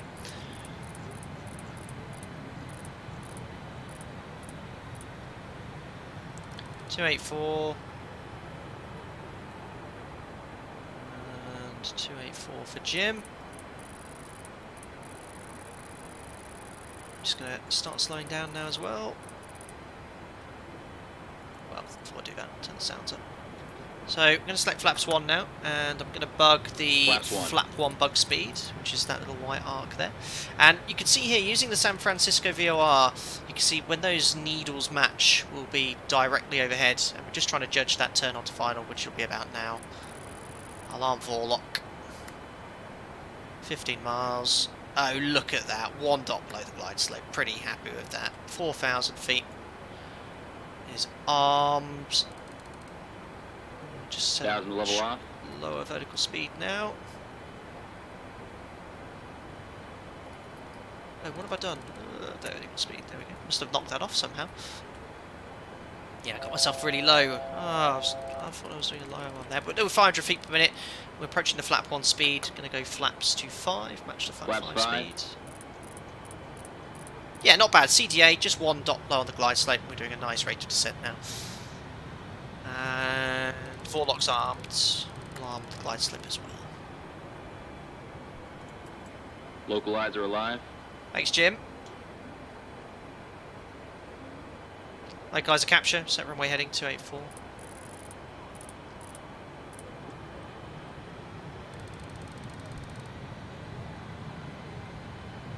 And glide slope's just about to be captured. Flaps 10. Match the flap 10 speed. Flaps 10. Glide slope capture. Go around is armed. Missed approach altitude 4,000 feet. 50, 40, is 30, set. 20, 10. Lawrence Draper, thank you very much for the £5. Currently writing this from another country. Thanks to double vaccination, hoping you're flying me home next week. Very cool. Thank you very much, Lawrence Draper. Very kind of you to come in with a donation there, and glad you're getting a break there. We'll be able to fly those. Thank you for the £5. Very kind of you, and have a safe flight regardless of whoever flies you. Right, anyway, super busy now. Flap 10. Next configuration is gear down flap 20. We have ILS on box 1, so that's the DME. Remember, that's 8 miles range now, so I'm going to configure a little bit sooner. Gear down flap 20. Flaps 20. Match the speed. I'm actually going to set our final approach speed now, which is, I think it was 147, and then we'll complete the landing checklist. Oh no, it was 13. We can actually update that now. 138. Gears down, green light. And flaps to 30. Flaps Straight to 30. 30. And we'll do the landing checklist. Landing checklist. Gear. Down and check. Down and check. Flaps. Flaps 30. Flaps 30. Ignition. Yeah, This is why I still have that auto throttle on so I don't fall out the sky, even though it's not designed to be doing it at the moment. But flight start. Too many Flight switches. start. Anti-skid. Check. Altimeters. 1015. It's Set definitely the and correct cross-check. V-speeds. Landing checklist completed. They seem very low. Landing check's complete. Let me just double check I've got these speeds set correctly. Oh my goodness. VREF 138. Yeah, 138 want to be flying. Right, I think that's it. Landing check is complete. We're configured gear down to land. One last fly past.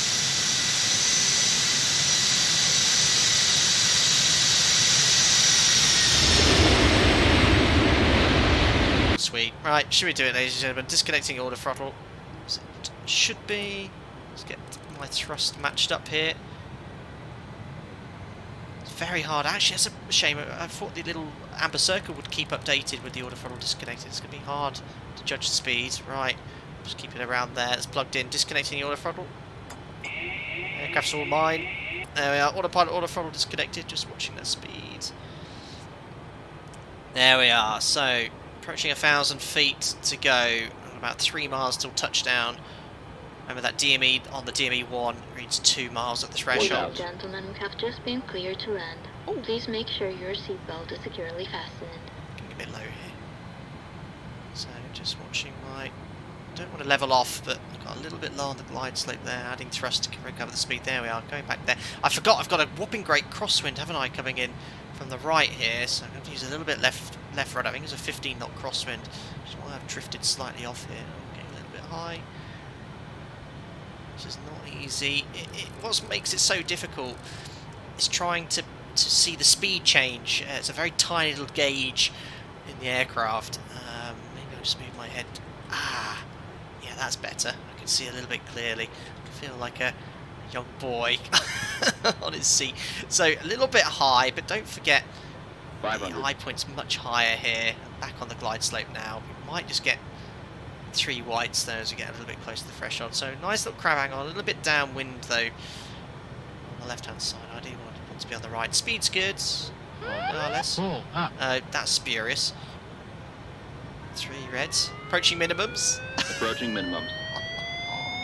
Minimums. Continue. A little bit low, but now going to keep it descending.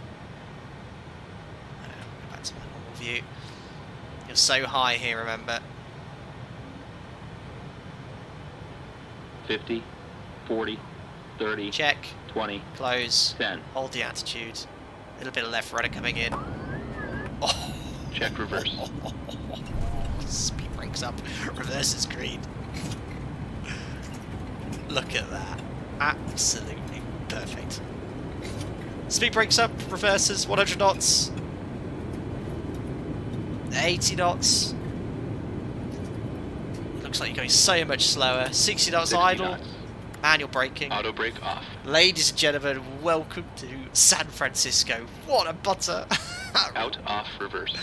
Right in the touchdown zone as well. Really cool feature. Ladies and gentlemen, welcome Let to our PA finish destination it. airport. For your safety and comfort, please remain seated with your seatbelt fastened until the captain turns off the fasten seatbelt sign Amazing. and we have parked at our gate. Fantastic.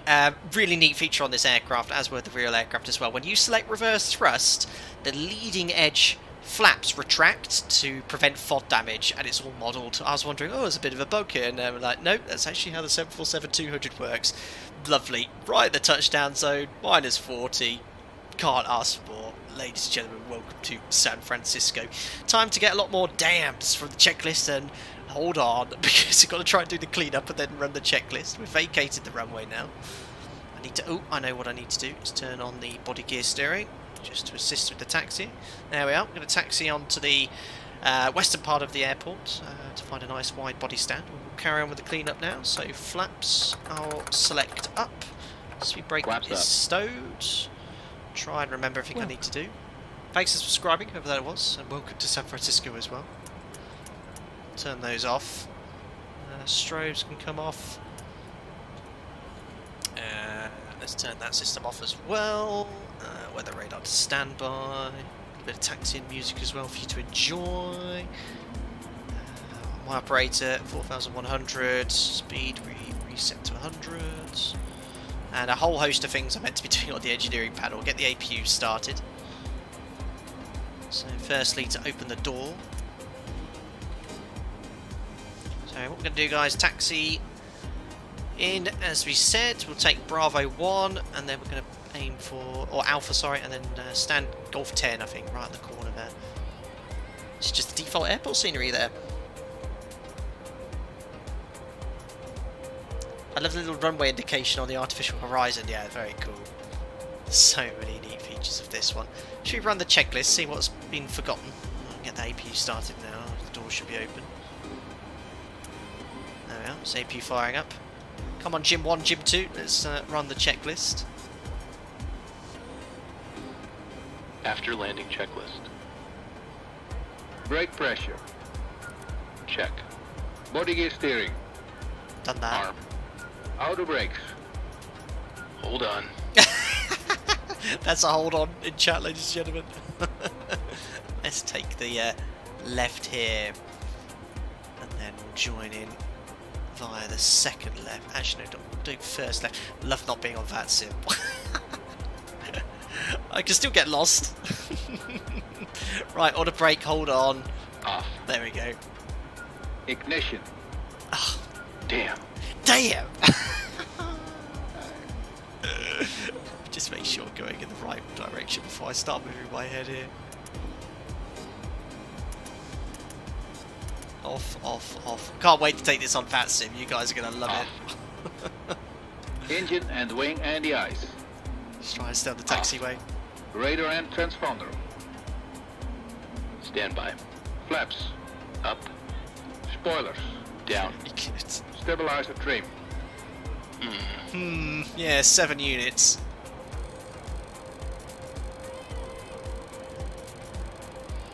Seven units. There we go. Oh, there's our stand just here. Outflow valves. Open.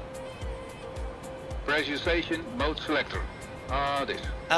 This. Yes, we need that to be manual. Manual. There we go. Aft cargo heat. Let's see. Let's see. Off. Off. APU. Check. Done that one. Checklist complete. Excellent, we've done it. Turn the flight directors off as well. So I'm speaking to Joss regarding engine shutdown. Unless you're extremely light, you'd leave in the classic all 4 engines running until you're on stands. So I had a funny feeling they'd turn them off, but he did say, yeah, I think you turn the, what did he? I can't remember now. I think it was outboard first and leave them on. But we could do that when we pull onto stands. Turn off lights coming off. There is our stand. I'm sure we've got the guidance. We'll do the full shutdown checklist as well. Put the AP on the bus as 2.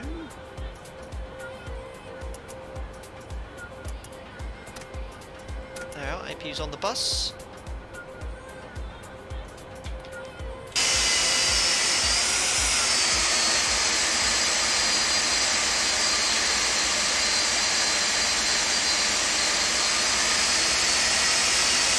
Park up right on the last one where it says A330.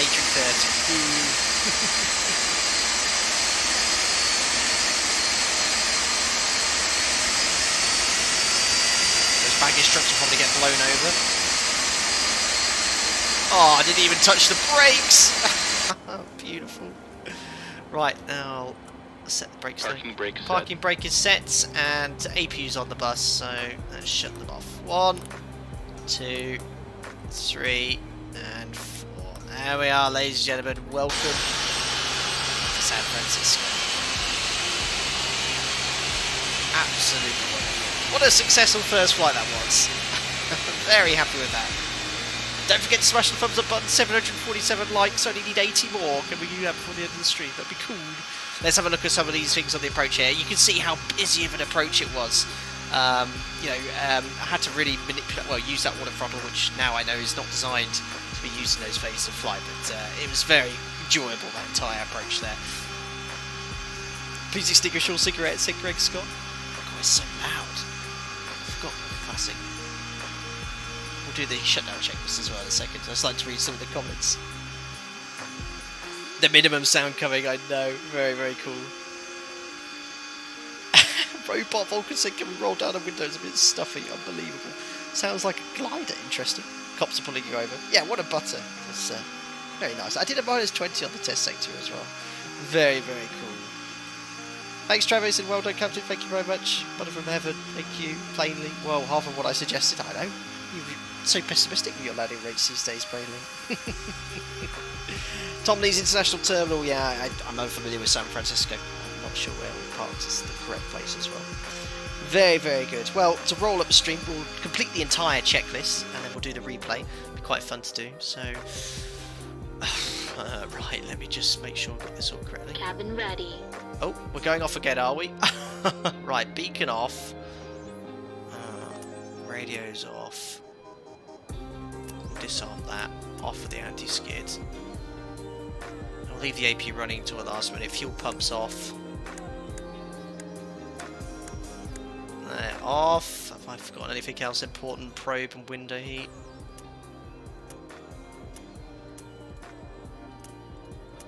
Leave that guard down. I think we're grand. Let's run the checklist. See what I've forgotten. All right, secure cockpit checklist. Thanks, Sibley. Very Wait. kind of you to say. Parked. Beacon light. Thanks, Adam. Pedro replay. It's coming. INS. Just going to complete the full checklist today. Hold on. INS off. I've run out of the amount of times we've had a hold on. Oops. Ah? Why is it not happy with INS? Oh, Align. Oh, fair enough. Align. Probe and window heat.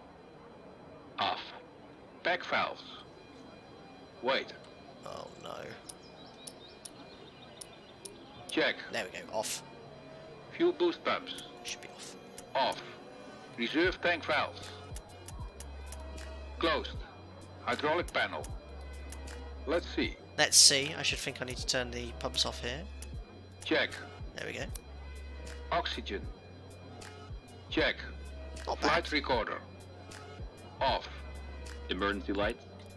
Ah. Hold on. Just checking the brake temperatures. 1,000 degrees. They weren't that hot, were they? I didn't use any brakes apart from medium. Oh dear. Emergency lights off. Passengers would need to be off the aircraft first. But imagine that's the case. Radar. Off. INS. Oh, he just told me to put them to a Wait. line. Off. Radio switches. Off. Check was completed. That's it. Checklist complete. All I'd need to do now is APU off, battery off, and then we'd called it a day. Amazing. Well, guys, that was the 747-200. Let's do the replay, and then we'll say goodbye to everyone as well. Absolutely amazing. Oh, how much fuel did we land with? Well, I've turned it all off now, but I think I can get the figure here. We've got 9 tons. Oosh. Yeah, that's not a huge amount for this aircraft. That's below the amount we need to divert to Sacramento. We're talking, I think it was 5 or 6 tons as fin res. So yeah, we use a lot of extra fuel, and that was partly to do with that extra, staying at 6,000 feet low, taking off in the wrong direction, which wasn't accounted for in the flight plan. So yeah, that's not a huge amount there. Cool, let's look at that. Well, we got 708 likes, so close to 747. No doubt when it finishes by midnight, well, hopefully we'll have 747 likes. That would be cool. Amazing. Let's have a look at the replay there. What a flight. I'm so happy it all went well. No crashes or any problems as well. Oh no, what's happened? My funky music's not playing. Oh, awkward silence. There we go. Oh, what a professional streamer I am. I'm going to look at that landing though. There we go. Replay works. Everything kind of programs again as it was. doesn't matter that you shut the aircraft down, which is pretty cool, I think. Yeah, sounds. Let's put ourselves right at the whole point there, so we can watch that landing.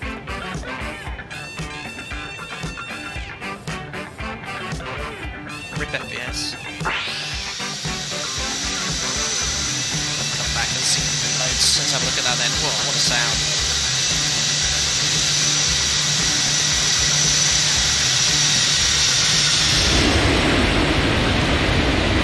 There's the check. A little bit of left rudder as well to decram. Look at that rudder coming in. Oh yeah. That was amazing. You know, I'm very critical of myself there. I'm very happy with that. There's the check. Left rudder coming in to decram. Oh. Maybe half a second late on the rudder. Might do a few extra replays of that landing. Minus 40. Wing view, you will get that, Liam, on the end of the rollout.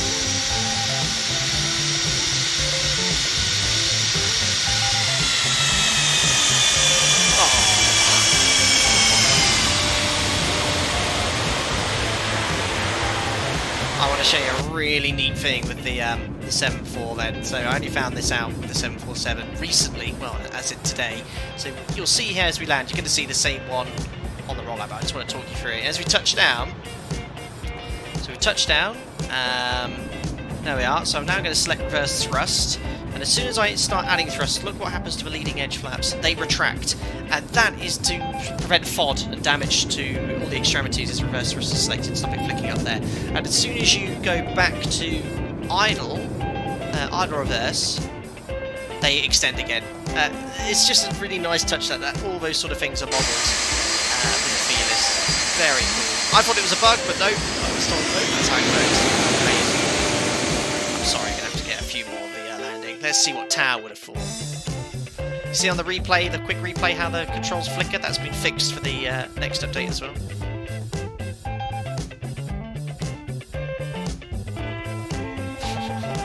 Nice.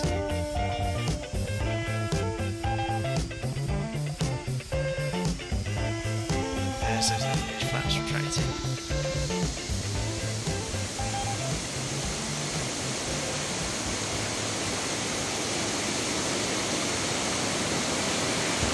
The speed is so high up, so when you're doing 60 knots, it feels like you're doing about 30. Well done, Felis. Amazing job. Whole team.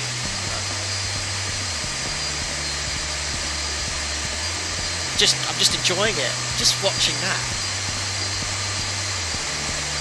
It sounds. It's an era of aviation which is pretty much gone now.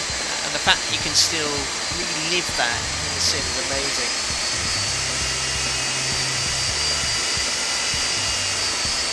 It's just such an iconic aircraft. There's nothing like it again. And all to end in a couple of years' time. Oh, it's just going to come off the factory. Anyway, that's me having my little sentimental moments. Guys, well, amazing. Thank you so much for everyone that enjoyed the inaugural closed beta test flight in the amazing Felis 747-200. No release date yet, imminent I think is from what I've heard. So not an idea about price as well, but yeah, if you want to be flying classic jumbos, what an aircraft he's made. Again, can I stress that the team behind this is not just Felis as well. I've only just been speaking to them in the past few days, but to everyone that contributed in my preparation for this stream, thank you so much for your input. So that was Joss, as I mentioned at the start there, Willie614, a few others as well, who came to my aid when I had some queries and questions. They were all answered very quickly, and I hope I sort of showed everyone, you know, the 742, the way it's been flown. I've still got lots to learn about this aircraft as well, so I'm pretty pleased with how the stream went, and I showed this beautiful thing for when it's released. You can purchase it yourself. Anyway, as ever, the usual rollout credits to all of my members. Thank you for your continued support. To everyone that donated, thank you for your generous contributions. Never ever asked as well. 747 likes, amazing. Thanks, guys. I wasn't holding off for that. I was just doing the replay and saying thanks to everyone. As ever, to all my regular viewers and subscribers, thanks a lot for watching. As ever, don't forget to like and subscribe. We've made the target, which is amazing. And I'll be live again maybe Thursday. I've got a full week of flying coming, 6 days from Friday onwards, so it'll be quiet for a week after that. Maybe I can squeeze in one more stream before then. But as ever, stay safe. Thank you again, Felis, for the access to this version, and hope you'll be flying, all of you, this aircraft soon. Take care of yourselves, enjoy the rest of your week.